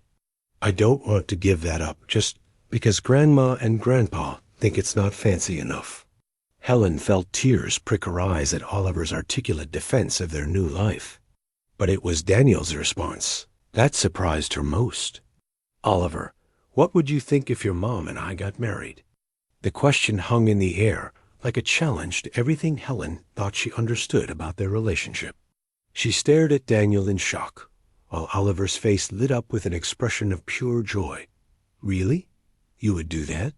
If your mom was willing, and if it would help protect our family from people who think they know what's best for you better than you and your mother do. Helen's mind raced through the implications. A marriage would provide social legitimacy that might satisfy the Aldridges' concerns about stability. It would give Oliver a legal stepfather who could advocate for his interests. And it would formalize the connection that had been growing between all four of them over the summer. But it would also be a marriage based on legal necessity rather than mutual choice. A practical arrangement that might complicate the genuine feelings that had been developing between them. Daniel, she began, but he interrupted gently. I know it's not a romantic proposal, and I know there are a lot of complications we'd need to work through. But I've watched you and Oliver become part of our family over these past months, and I can't stand the thought of legal maneuvering tearing that apart. Oliver looked between the two adults with hopeful eyes. Would Emma be my sister then? Legally, yes, Daniel replied. And I'd be your stepfather, which means I'd have standing to help your mother fight for what's best for you. Helen felt the weight of the decision pressing against her chest. It was the kind of choice that would determine the shape of their lives for years to come, made under pressure and without the luxury of time for careful consideration.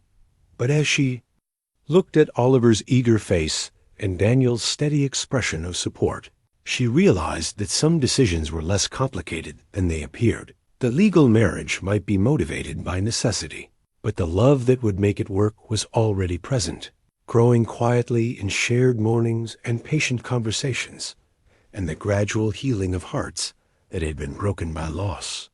Yes, she said, the word coming out more firmly than she'd expected. If you're truly willing to take this on, then yes. Oliver's whoop of joy echoed through the garage as he launched himself into a hug that included both adults. Over his head, Helen met Daniel's eyes and saw something that looked remarkably like the beginning of forever. The engagement ring had belonged to Sarah, purchased for a renewal ceremony they'd never had the chance to celebrate. Daniel retrieved it from the small wooden box where he'd kept it hidden for 3 years, along with the matching wedding band that Sarah had chosen but never worn. The simple gold band felt right in his palm, not an expensive replacement for what had been lost, but a bridge between past love and future hope. Helen held the ring up to the morning light streaming through the kitchen window of her rental house, watching it catch fire in the sun. It was beautiful in its simplicity, elegant without ostentation, exactly the kind of ring she would have chosen for herself if circumstances had been different. Are you sure about this? She asked for the 10th time since Daniel's proposal 2 days earlier. I'm sure about wanting to protect our family, Daniel replied, watching Oliver and Emma through the window as they worked together in the garden, planting vegetables for a fall harvest they all hoped to share. I'm sure about caring for you and Oliver. The rest we can figure out as we go. The practical arrangements for their marriage had moved with surprising speed once the decision was made. Daniel's lawyer friend, Jim Morrison, had advised them that a quick ceremony would strengthen their legal position significantly.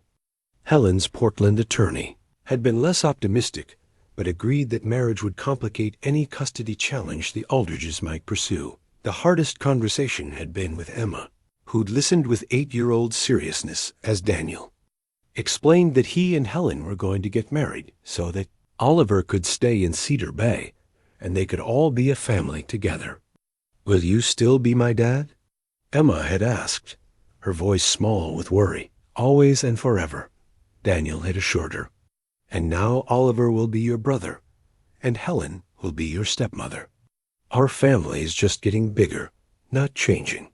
Emma had considered this carefully before nodding her approval. Good. I like having a brother. And Helen makes really good pancakes. Now, 3 days before their scheduled courthouse wedding, Helen found herself sorting through emotions as complex as any business negotiation she'd ever handled.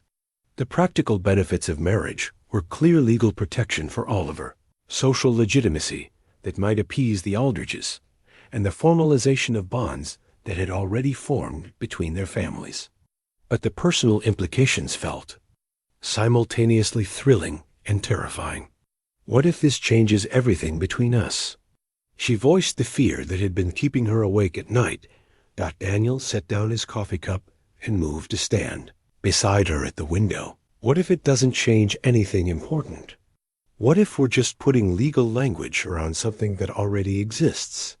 Helen leaned into his warmth, allowing herself to imagine that this marriage might become something more than strategic alliance.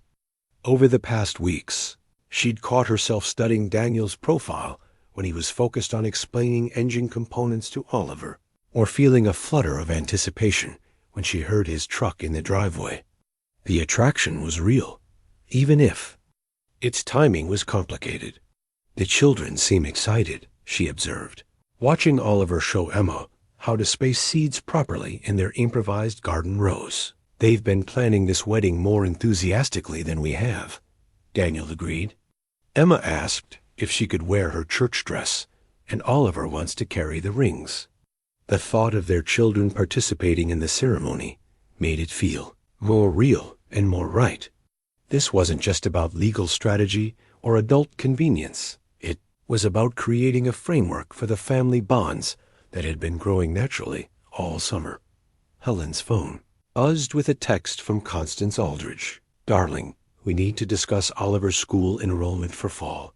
Please call at your earliest convenience. The message served as a stark reminder that their happiness existed in the shadow of ongoing legal pressure. The Aldridges hadn't withdrawn their custody petition, and Helen's lawyer had warned that marriage alone might not be sufficient to end their challenge. They're not going to give up easily, Helen said, showing Daniel the text. Then we'll have to be prepared for a longer fight than we hoped. Daniel's voice carried the steady determination that Helen had come to rely on. But we'll face it together, as a family. The word family still felt new in Helen's mouth when applied to their unusual arrangement, but it was beginning to feel less like pretense and more like truth. When Oliver had a nightmare 2 nights ago, he'd found comfort in both adults reassuring him. When Emma had scraped her knee yesterday, she'd run to Helen for first aid with the natural trust of a child who'd accepted her as a parental figure. I need to tell you something, Helen said, her voice carrying the weight of confession. Daniel waited with the patient attention he brought to all important conversations. I found Marcus's letter again, the one he wrote before he died. I've been carrying it around, reading it when I need to feel connected to him. Helen's words came out in a rush. But last night, when I read it, something was different. Different how? For the first time, it felt like he was giving me permission to be happy again. Like he would approve of this marriage, even under these circumstances. Helen's voice grew stronger as she continued. Marcus loved Oliver more than anything, and he would have wanted our son to have a father figure who treated him with respect and patience. He would have wanted me to have a partner who could share the responsibility of raising him. Daniel nodded, understanding the significance of this shift in her relationship with grief. What did the letter say? Helen pulled the worn envelope from her pocket, her fingers tracing the familiar handwriting of her late husband's name on the outside. He wrote about hoping I would find love again, but I've been so focused on the first part about not being. Afraid to move forward, that I missed what he said about the kind of person he hoped I'd choose. She opened the letter and read aloud. Find someone who sees Oliver's potential and nurtures his curiosity. Find someone who makes you laugh and helps you remember that life is meant to be lived, not just endured. Find someone who understands. That love isn't diminished by being shared, but multiplied. The words hung in the air between them, a blessing from the past that validated the present choice they were making together. He would have liked you, Helen concluded, folding the letter. Carefully, I hope so. I know I would have liked him, based on the son he raised and the wife he loved. They stood together in comfortable silence, watching their children work in the garden with the focused collaboration that had become characteristic of their relationship. Oliver was explaining soil composition with the scientific precision he'd inherited from his father, while Emma provided practical insights based on her years of helping Mrs. Patterson with her vegetable garden. Are we doing the right thing? Helen asked, voicing the question that had been underlying all their conversations about marriage. We're doing the best thing available to us, Daniel replied. We're choosing love over fear, family over convention, and hope over resignation. That feels right to me. Helen nodded, feeling some of her anxiety ease. The marriage might be motivated by legal necessity, but it was grounded in genuine care and shared commitment to their children's well-being. Whatever challenges lay ahead, they would face them with the same patience and methodical problem-solving that had brought them to this point. Emma's voice carried across the garden as she called for them to come see the first green shoots that had emerged from seeds they'd planted just days earlier.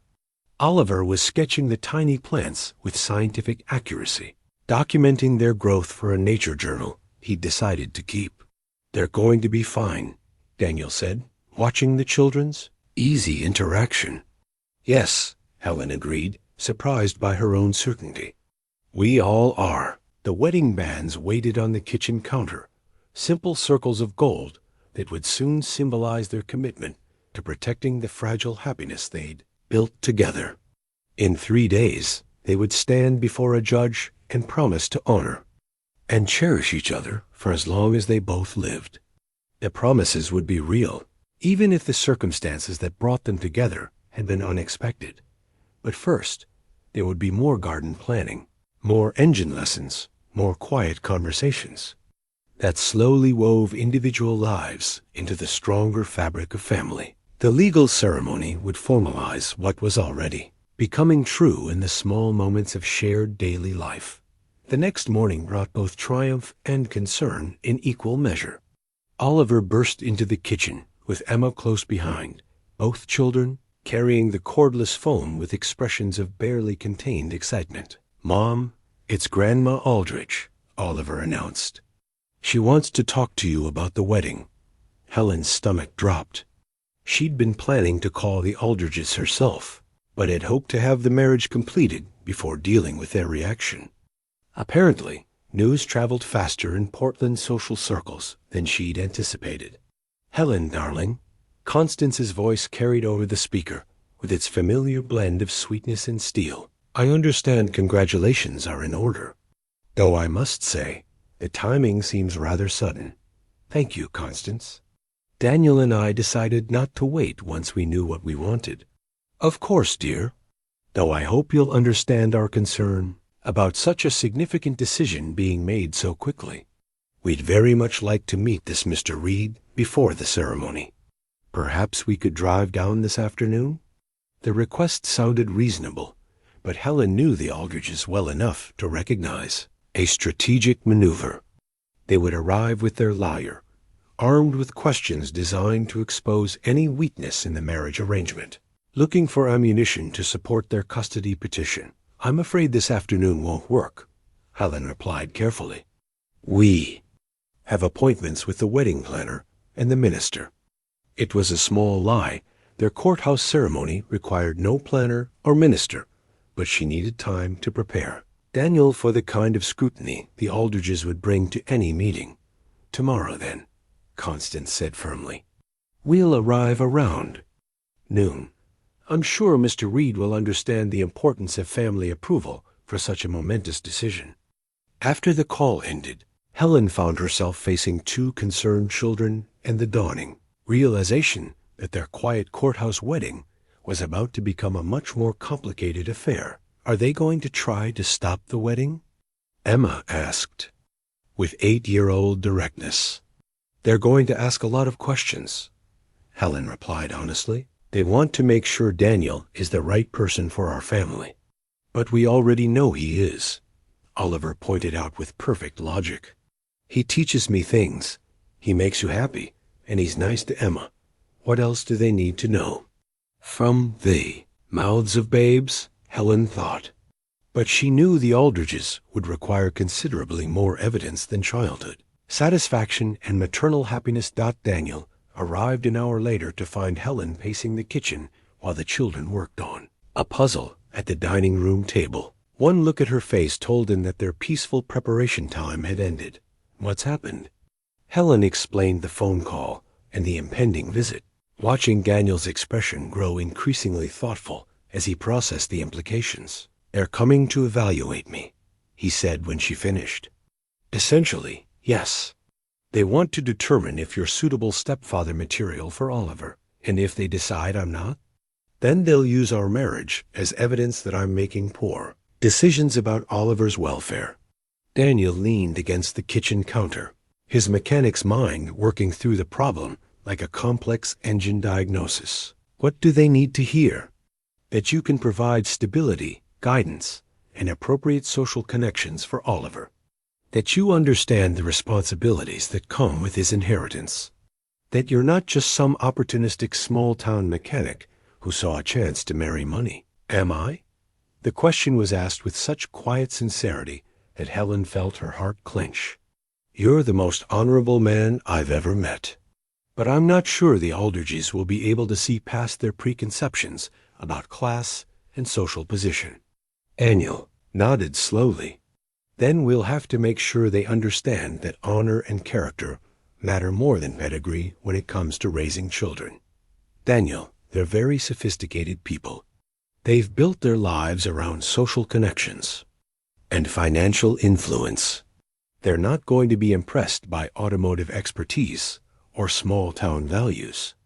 Maybe not, but they might be impressed by someone who puts Oliver's well-being ahead of social expectations. Helen felt a surge of affection for Daniel's quiet confidence. He wasn't intimidated by the prospect of facing down Portland's social elite. He was simply focused on protecting their family, regardless of the personal cost. There's something else, Helen said, reaching for Marcus's letter. I think I should show them this. If they understand that Marcus wanted me to find someone exactly like you, it might change their perspective. Daniel read the letter carefully, his face growing softer as he absorbed Marcus's hopes for his family's future. He sounds like he was a good man. He was, and he would have trusted you with Oliver's future, just like I do. The afternoon was spent in careful preparation, discussing potential questions and developing responses that would satisfy the Aldridges, concerns without compromising the authenticity of their relationship. Emma and Oliver helped by role-playing various scenarios, with Emma playing the part of a stern grandmother with remarkable accuracy. Mr. Reed, Emma intoned in her best grown-up voice. What makes you think you're qualified to raise a child of Oliver's social standing? Well, ma'am, Daniel replied with perfect seriousness. I believe children need love, guidance, and someone who believes in their potential. Oliver's social standing doesn't change those basic requirements. Excellent answer, Oliver declared, very diplomatic, but still true. As evening approached, Helen found herself feeling cautiously optimistic about the coming confrontation. Daniel's natural integrity and genuine care for Oliver would be difficult to argue against, even for people as committed to social hierarchy as the Aldridges. But the phone call that came just after dinner reminded her that family politics were rarely decided by logic alone. Helen, it's William. Marcus's father's voice was gruffer than his wife's, but carried equal authority. I want you to know that we've asked our attorney to attend tomorrow's meeting. This marriage business has moved beyond family discussion into legal territory. I see. We're not trying to be difficult, my dear. But Oliver's future is too important to be left to emotional decisions. We need to ensure that any changes to his living situation are in his best legal and financial interests. After William hung up, Helen stared at the phone with growing dread. A family meeting was one thing, but a legal evaluation was something else entirely. The Aldridges were bringing professional weapons to what she'd hoped would be a personal conversation. More complications? Daniel asked, reading her expression. They're bringing their lawyer. Daniel absorbed this news with his characteristic calm. Then we'll bring ours too. Jim Morrison is good people, and he understands what we're trying to protect. This is getting very serious very quickly. It was always serious, Helen. The only thing that's changed is that we're no longer pretending otherwise. As they put the children to bed that night, Helen felt the weight of impending battle settling over their peaceful household. Tomorrow would determine whether their hastily planned marriage could withstand professional scrutiny, whether love and good intentions would be enough to counter legal strategy and social pressure. But watching Daniel read Oliver a bedtime story, while Emma curled up against Helen's side, she knew that whatever happened tomorrow, they'd already created something worth fighting for. The legal ceremony scheduled for the day after would simply formalize what had already become true in the quiet moments of shared daily life. They were a family, bound together by choice and circumstance, love and necessity, hope and the determination to protect what mattered most. The Aldridges arrived precisely at noon, their black Mercedes pulling into the gravel lot of Reed's Auto Repair with the quiet authority of money and social position. Constance emerged first, her silver hair perfectly styled and her navy suit speaking of boardrooms and country clubs. William followed, tall and distinguished, carrying himself with the confidence of a man accustomed to having his opinions matter. Behind them came their attorney, Richard Blackwood, a sharp-featured man in his 50s, whose reputation for aggressive family law preceded him into Cedar Bay's small social circles. Helen watched through the garage office window as the three visitors surveyed their surroundings with expressions that ranged from polite interest to barely concealed disdain. The garage, which had become a sanctuary of peace and purpose, suddenly looked shabby through their eyes. The weathered building, the practical tools, the honest simplicity of working-class life. They look like they're inspecting a crime scene, Daniel observed quietly, standing beside her. In their minds, they probably are. Emma and Oliver had been sent to Mrs. Patterson's for the afternoon, sparing them the tension of adult confrontation. Jim Morrison, Daniel's attorney friend, sat in the corner office chair with the relaxed confidence of someone who'd handled small-town legal matters for 30 years. "Showtime," Helen murmured, walking out to greet her in-laws with Daniel beside her. "Constance, William, thank you for coming. I'd like you to meet Daniel Reed." Daniel stepped forward with his hand extended, his manner respectful but not deferential. "Mr. and Mrs. Aldridge, I'm pleased to meet you. Helen's told me so much about you." William's handshake was firm but measuring, the kind of greeting designed to establish dominance through subtle pressure. Constance offered her hand with the gracious distance of someone acknowledging a necessary introduction. "Mr. Reed," she said, her voice carrying the practiced warmth of political wives and charity chairwomen. "Such an interesting place you have here. Very authentic." The word authentic carried just enough emphasis to make it sound like a polite synonym for primitive. "It's been home for 8 years now," Daniel replied evenly. "Sometimes the best things in life are the simplest ones." Richard Blackwood stepped forward with the aggressive efficiency of someone accustomed to controlling conversations. "Mr. Reed, I'm Richard Blackwood, representing the Aldridge family interests. I hope you won't mind if we ask some direct questions about this rather sudden engagement." "Not at all. Though I should mention that my attorney, Jim Morrison, is here as well, just to keep things balanced." Helen caught the flash of surprise in Blackwood's eyes. He hadn't expected a small-town mechanic to think strategically about legal representation. They moved inside to the office, which suddenly felt cramped with 6 adults arranged in careful territorial positions. Constance perched on the edge of her chair as if contact with working-class furniture might contaminate her designer clothing. William surveyed the automotive diagrams and family photos with the expression of an anthropologist studying foreign culture. "Mr. Reed," Blackwood began, pulling out a leather portfolio, "our primary concern is Oliver's welfare and future development. Can you help us understand what qualifies you to provide guidance for a child of his social and economic position?" Daniel had anticipated this line of questioning. "I can teach Oliver practical skills, help him understand how the world works beyond financial abstractions, and provide the kind of stable male guidance that every boy needs. But more importantly, I can love him and support Helen in making decisions that put his happiness and character development first." "Character development," William repeated, as if testing the phrase. "That's certainly important, but Oliver will inherit significant responsibilities. He'll need to understand business, finance, social connections that will serve him throughout his life." "What experience do you have in those areas?" "None in the traditional sense," Daniel admitted honestly. "But I've learned that teaching someone to solve problems systematically, to work with their hands, to take responsibility for their commitments, those skills transfer to any field, whether it's running a business or repairing an engine."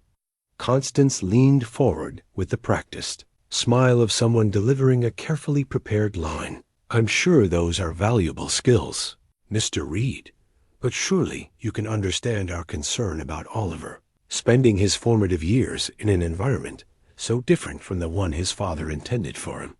Helen felt anger flare at the implied criticism. Marcus intended for Oliver to be happy, curious, and well-adjusted. He's all of those things here in ways he hasn't been since his father died. "Darling, we're not questioning Oliver's happiness," Constance replied with patronizing gentleness. "We're questioning whether temporary happiness should outweigh long-term preparation for his responsibilities." Blackwood consulted his notes. "Mr. Reed, are you prepared to relocate to Portland so that Oliver can maintain appropriate social connections and educational opportunities?" The question hit like a physical blow. Helen hadn't considered that the Aldridges might demand their return to Portland as a condition of accepting the marriage. Daniel's response was measured but firm. "Oliver seems to be thriving in Cedar Bay. He's learning, making friends, discovering interests he never explored in Portland. Why would we want to disrupt that progress? Because his future lies in understanding the world he'll inherit, not in hiding from it in some coastal backwater," William said, his patience finally wearing thin. "I'm not hiding from anything," Helen interjected. "I'm choosing a place where Oliver can grow up knowing the value of work, community, and authentic relationships." "Authentic relationships," Blackwood repeated, making notes. "Is that what you'd call this engagement?" "An authentic relationship that developed over just a few months and culminated in a proposal that coincidentally came 3 days after you received our custody petition?" The accusation hung in the air like a challenge. Helen felt her cheeks burn with anger and embarrassment, but Daniel's response was calm and direct. "The timing wasn't coincidental, Mr. Blackwood. It was intentional. When we learned that people who'd never spent time with Oliver were trying to make decisions about his welfare based on prejudice about social class, we decided to formalize our commitment to protecting him." "So you admit this marriage is primarily a legal strategy rather than a romantic relationship?" Jim Morrison finally spoke up. "I'd be careful about that line of questioning, Richard. You're implying that marriage for practical reasons is somehow invalid, which would invalidate quite a few unions among your Portland social set." Helen saw her opening and took it. "I'd like to show you something," she said, reaching for Marcus's letter. "This is the final letter my husband wrote before he died. I think it's relevant to your concerns about Oliver's future." She read Marcus's words aloud, watching the Aldridges' faces as his voice seemed to fill the small office. When she finished, Constance's expression had softened slightly, though William remained skeptical. Marcus was a wonderful man, Constance said quietly, but he couldn't have anticipated these specific circumstances. Actually, I think he anticipated exactly these circumstances, Helen replied.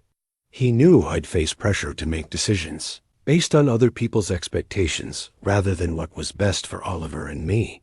That's why he wrote so specifically about finding someone who would put our family's happiness ahead of social considerations.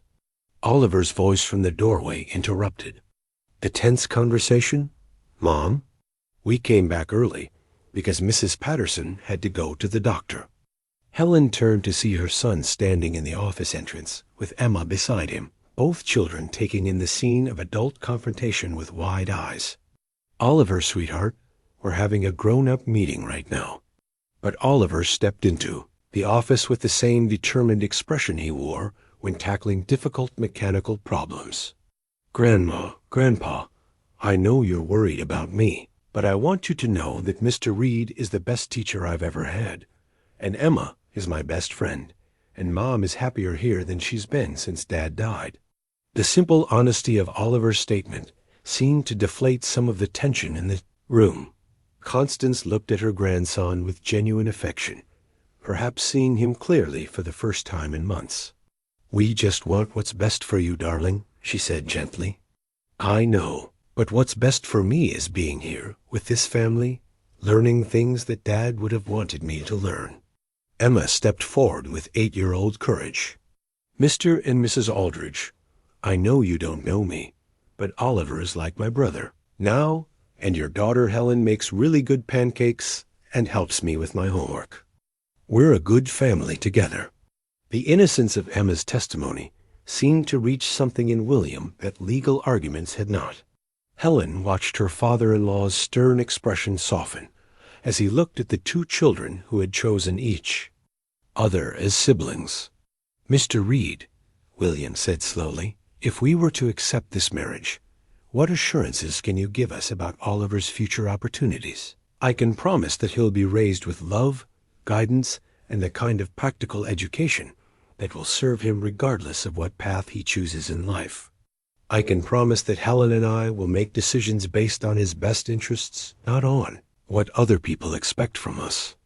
And if he wants to attend university, pursue business interests, move in social circles different from Cedar Bay, then we'll support those choices completely. But we'll also make sure he has the foundation to succeed in any environment, not just the ones that come with inherited privilege. Helen felt the moment balanced on a knife's edge. The Aldridges were beginning to see Daniel and their situation more clearly, but Blackwood still looked ready to pursue his legal strategy. It was Oliver who provided the final argument in the marries way that children sometimes cut through adult complexity with devastating simplicity. Grandpa, do you want me to be happy, or do you want me to be what you think I should be? The question hung in the air, challenging everything the Aldridges thought they knew about love, duty, and the responsibilities that came with family wealth. William Aldridge stood slowly, his tall frame filling the small office as he considered his grandson's question. The silence stretched low enough for Helen to hear her own heartbeat and the distant sound of waves against the harbor rocks. Oliver, he said finally, his voice carrying none of its earlier authority, I want you to be both happy and prepared for the world you'll inherit. Sometimes those things seem contradictory, but they don't have to be, do they? Oliver pressed with the logic that had impressed Daniel from their first meeting. Dad was happy doing work he loved, and he was successful too. He always said the best preparation for anything was understanding how things really work. Constance looked between her grandson and her husband, something shifting in her expression. William, perhaps we should take a walk and discuss this privately. The Aldridges and their lawyer stepped outside, leaving Helen and Daniel alone with the children and Jim Morrison. Through the office window, Helen could see the 3 adults in intense conversation beside their Mercedes, Blackwood gesturing emphatically, while William and Constance listened with increasingly thoughtful expressions. "Did we do okay?" Emma asked quietly. "You were perfect," Helen assured her, pulling both children close. "Both of you."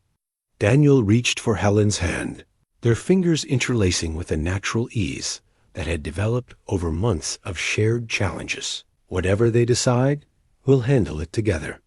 20 minutes later, the Aldridges returned without their lawyer.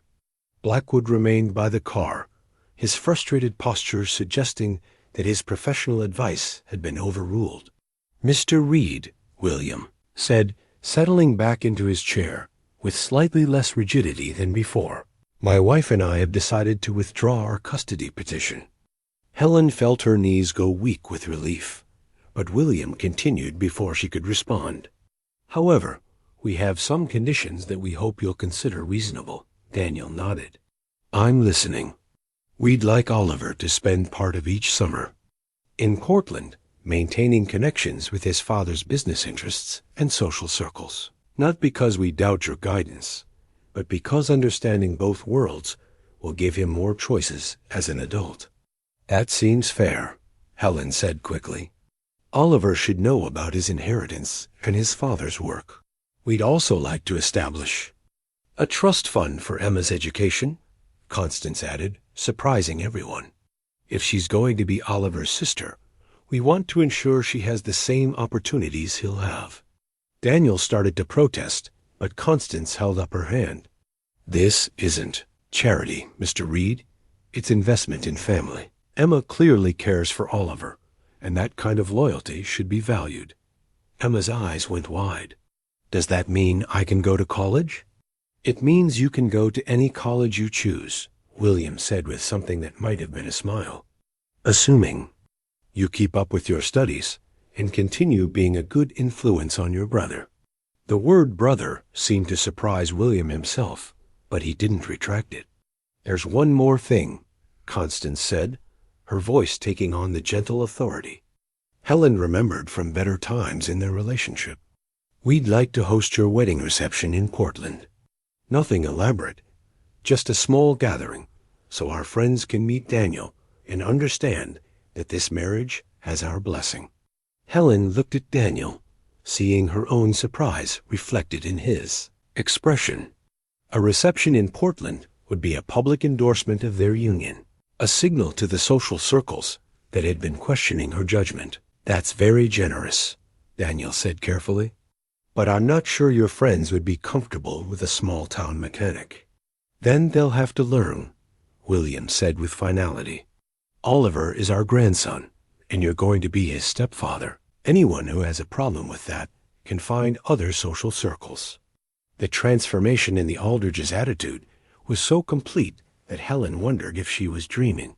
But Oliver's delighted laughter as he hugged his grandparents confirmed that the nightmare of potential separation was truly over. The next morning dawned clear and bright, perfect weather for a courthouse wedding. Helen stood before the mirror in her rental house, adjusting the simple cream-colored dress she'd chosen for the ceremony. It wasn't the elaborate gown she'd worn for her first wedding, but it felt right for this new beginning. Emma knocked on the bedroom door, her church dress freshly pressed and her hair carefully braided. "Helen, are you ready? Dad says we need to leave in 10 minutes. Almost ready, sweetheart." Emma approached with something hidden behind her back. "I made you something for today." She produced a small bouquet of wildflowers picked from there. Shared garden, tied with a ribbon from her own craft supplies. The simple arrangement was more beautiful than any florist's creation could have been. "Emma, this is perfect. Thank you. Mom always said flowers should come from people who love you, not from stores." Helen felt tears prick her eyes at the casual use of mom, but Emma seemed oblivious to the significance of the word dot at the courthouse. They met Daniel and Oliver, both dressed in their best clothes and carrying the wedding rings in a small wooden box that Oliver had made in his woodworking class. The ceremony was brief and practical, conducted by a judge who seemed genuinely pleased to be officiating a wedding that clearly involved mutual affection, despite its legal necessity. "Do you, Helen Marie Aldridge, take Daniel Michael Reed to Be your lawfully wedded husband? I do.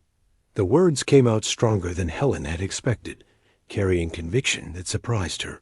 Do you, Daniel Michael Reed, take Helen Marie Aldridge to be your lawfully wedded wife? I do. Daniel's voice was steady and sure, his eyes meeting Helen's with warmth that made the practical arrangement feel like something much more precious. By the power vested in me by the state of Oregon, I now pronounce you husband and wife. The kiss was gentle and brief, appropriate for a courtroom ceremony with children watching, but Helen felt a spark of genuine connection that promised more intimate moments to come. Ladies and gentlemen, the judge announced with a smile, I present Mr. and Mrs. Daniel Reed. Outside the courthouse, they posed for photos with the simple joy of a family celebrating a milestone. Oliver and Emma flanked their parents, all four, holding hands in a chain that looked natural and right. What now? Emma asked as they walked toward Daniel's truck. Now we go home, Daniel said, and Helen realized that the small house above the garage, which had always been Daniel and Emma's home, was now hers as well. The reception at the Aldridges' Portland home that evening was everything Helen had expected elegant, well attended and carefully orchestrated to send the message that the family had united behind the marriage. She watched Daniel navigate conversations with Portland's social elite, his natural honesty and straightforward manner earning respect from people who'd initially approached him with skepticism. Oliver and Emma charmed the guests with their easy friendship and obvious happiness, living proof that this unusual family arrangement was working exactly as it should not as the evening wound down. Helen found herself on the Aldridges' terrace with Daniel, looking out over the city lights of Portland while their children played. With sparklers in the garden below, no regrets? Daniel asked quietly. None, Helen replied, surprised by how completely she meant it. You? Only that we waited so long to make it official. Helen leaned into his warmth, feeling the wedding ring on her finger catch the light from the house. The marriage certificate in her purse was a legal document, but what they'd created together felt like something much more significant, a family built on choice rather than circumstance, love rather than obligation, hope rather than fear. Tomorrow, they would drive back to Cedar Bay, to the garage and the small house that was now their shared home. There would be adjustments to make, routines to establish, and the daily work of blending two families into one. But tonight, watching their children laugh together under the summer stars, Helen felt the deep satisfaction of knowing they'd chosen correctly. The broken radiator hose that had brought them together months ago had been replaced and forgotten. But the connections forged in Daniel's garage had proven strong enough to withstand legal pressure, social scrutiny, and the complex challenges of creating a family from the pieces of lives that had been broken by loss. Some repairs, Helen reflected, turned out to be improvements on the original design. 6 months after the wedding, Cedar Bay looked exactly the same from the outside, but everything important had changed. Helen stood in the expanded office of Reed's Auto Repair, reviewing financial reports that showed the garage's transformation.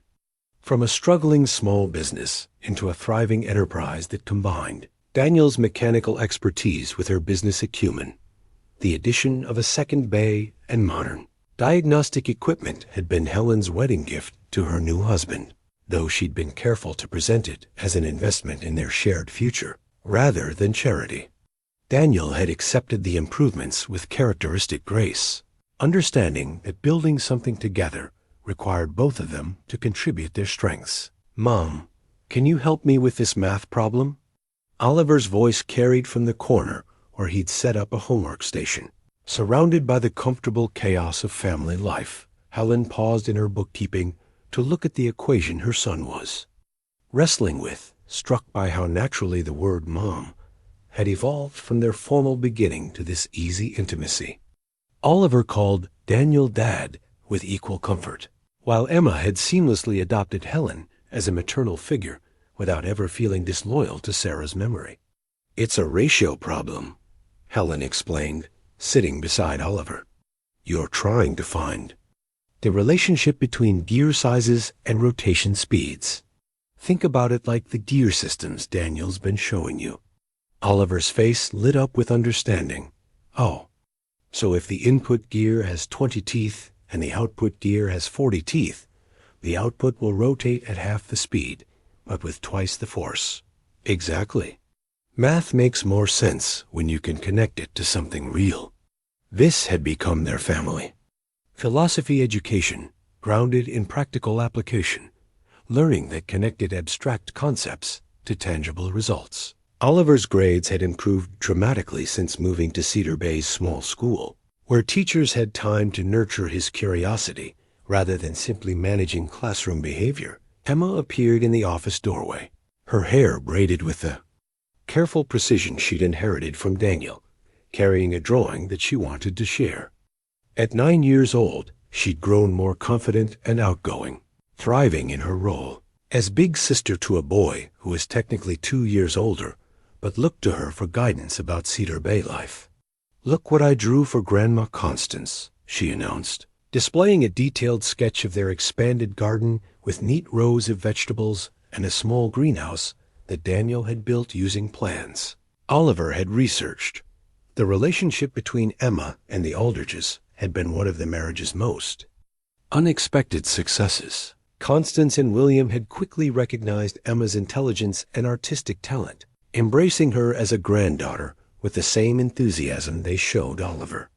The education trust they'd established for her had removed any financial anxiety about her future, allowing Daniel to focus on parenting rather than worrying about college costs. "That's beautiful, sweetheart," Helen said, admiring the careful detail of Emma's work. "Grandma Constance is going to love it." The weekly phone calls with the Aldridges had evolved from tense negotiations into genuine family conversations. They'd visited Cedar Bay twice since the wedding, each time spending more time in the garage learning about Daniel's work and less time worrying about social proprieties. William had surprised everyone by developing a genuine interest in automotive restoration, while Constance had thrown herself into spoiling both children with equal enthusiasm. "Dad says dinner's ready," Emma reported, "and Mrs. Chun brought us some of her famous cookies." The extended family that had grown around their little household was another source of daily joy. Mrs. Chun, the elderly neighbor whose Buick Daniel had been maintaining for years, had appointed herself unofficial grandmother to both children. Tom Bradley from the hardware store stopped by most evenings to check on their latest projects and offer unsolicited advice about everything from garden planning to child rearing. They gathered around the kitchen table in the small house above. The garage, the same space where Daniel and Emma had shared quiet dinners for years, now expanded to accommodate 4 people and the comfortable chaos of family life. Helen had gradually added her own touches to the decor photos of their combined family, books that reflected her business background, small improvements that made the space feel like their shared home rather than Daniel's house with visitors. "How was school today?" Daniel asked, passing a bowl of vegetables that came from their own garden. "Mr. Peterson said I could enter my engine diagram in the regional science fair," Oliver reported with barely contained excitement. "The one where I showed how hybrid systems reduce fuel consumption while maintaining performance." "That's wonderful," Helen said, proud of her son's academic progress. "Your father would have been so impressed with your scientific thinking." The mentions of Marcus had become natural and comfortable, woven into daily conversation without the sharp edge of grief that had characterized the early months after his death. Oliver spoke of his father with love and pride, but also with the healthy acceptance of a child who'd found new sources of guidance and support. "Emma got picked for the advanced art program," Oliver announced, deflecting attention from his own achievement with a generosity that had become characteristic of their sibling relationship. "Really? That's fantastic." Helen hugged Emma with genuine delight. "What kind of projects will you be working on?" "Portraits and still life drawings. Mrs. Anderson says I have a natural eye for proportion and detail." Daniel beamed with paternal pride. "Your mother always said art was just another way of seeing the world clearly. These mentions of Sarah had also become comfortable, part of the family story that included both parents they'd lost and the new life they'd built together. Helen had worried initially about competing with Sarah's memory, but she'd gradually understood that honoring the past was different from being trapped by it. After dinner, they worked together on the dishes with the easy choreography of people who'd learned to share domestic responsibilities efficiently. Oliver washed while Emma dried, Helen put away, and Daniel cleaned the kitchen surfaces with the thoroughness he brought to all his work. "There's something I want to tell you all," Helen said as they finished, her voice carrying the weight of important news.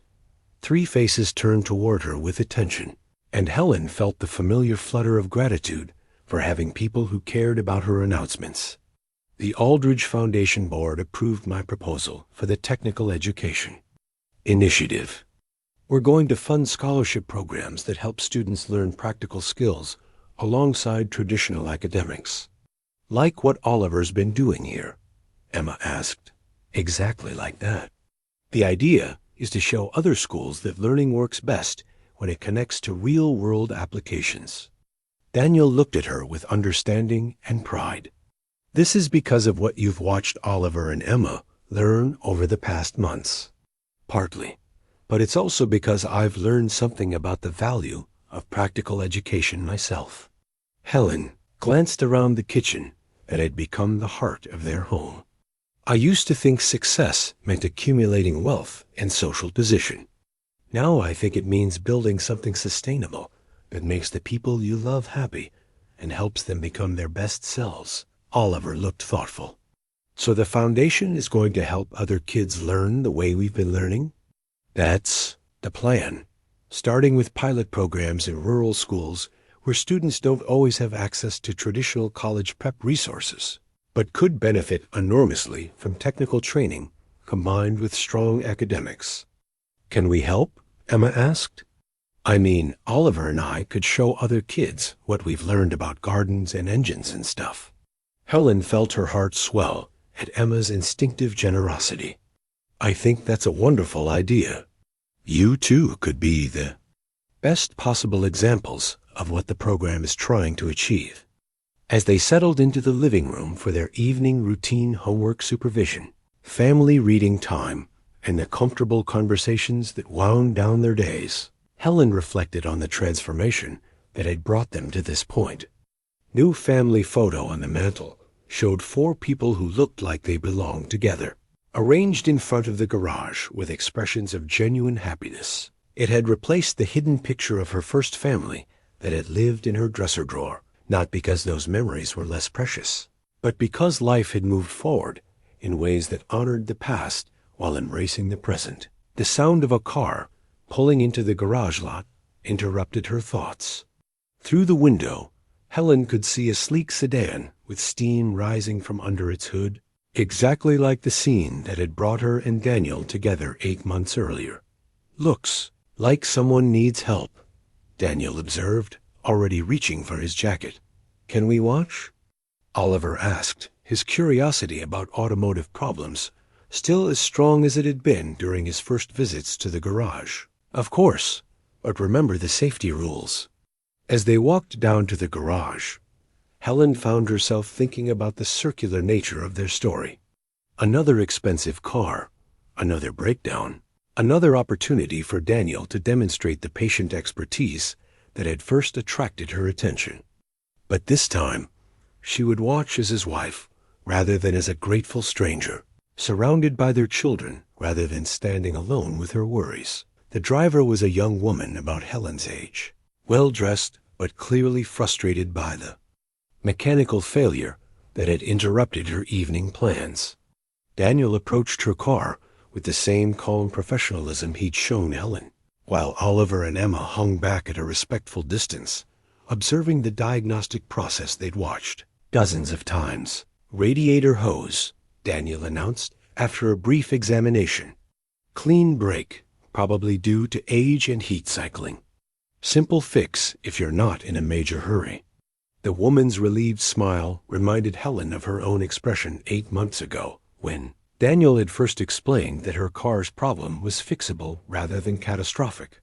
"I can't tell you how glad I am to find someone competent," the woman said. "The dealership in Portland has been absolutely useless." Helen and Daniel exchanged a look of amused recognition. Some stories, apparently, repeated themselves with reliable frequency. As Daniel worked on the repair with Oliver and Emma, providing informed commentary, Helen found herself thinking about the journey that had brought them to this moment of contentment. The broken radiator hose that had introduced them had been replaced and forgotten, but the connections forged in this garage had proven strong enough to withstand legal pressure, social scrutiny, and the complex challenges of creating a family. From the pieces of lives that had been broken by loss, Marcus's letter, now framed on Daniel's workbench where Oliver could see it when he helped with repairs, had become a blessing rather than a burden. His hope that Helen would find someone who saw Oliver's potential and made her remember that life was meant to be lived had been fulfilled in ways that exceeded even his generous imagination. The young woman's car was soon running smoothly again, and she drove away with the same grateful appreciation Helen remembered feeling after her first encounter with Daniel's expertise. Some problems, Helen had learned, really could be solved with patience, skill, and the willingness to look beneath the surface to find what was actually wrong. "Ready to head back up?" Daniel asked as he cleaned his tools in the familiar rhythm that ended each working day. "In a minute," Helen said, looking around the garage that had become the foundation of their happiness. "I just want to remember this moment." "Which moment?" "All of it. The way Oliver explains hydraulic systems to Emma, the way you still get that concentrated expression when you're diagnosing engine problems, the way Emma organizes tools like each one is precious, the way we've all learned that families can be built as well as born." Daniel moved to stand beside her, his arms settling around her waist with the natural ease of 8 months of marriage. "Any regrets about how we got here?" "Only that we didn't have more time," Helen replied, thinking of Marcus and Sarah and the young Diaz. Years of happiness that had been cut short by circumstances beyond anyone's control. "But I'm grateful for the time we do have." They stood together in the peaceful garage, watching their children put away tools with the careful precision they'd both learned from their respective parents. The evening light slanted through the windows, illuminating the space where broken things were made whole and where 4 separate lives had been repaired into something stronger than any of them could have built alone. Outside, the fog was beginning to roll in from the Pacific, wrapping Cedar Bay in the gentle embrace of another evening. Tomorrow would bring new challenges and new opportunities, but they would face them together with the confidence of people who'd learned that the most important repairs happened not to engines, but to hearts that had been broken by loss and mended by love. The garage that had once been Daniel's sanctuary had become their family's foundation, a place where practical skills and emotional healing intersected in the daily work of building a life together. And in the small coastal town that had welcomed them all, 4 people who had been lonely were lonely no more.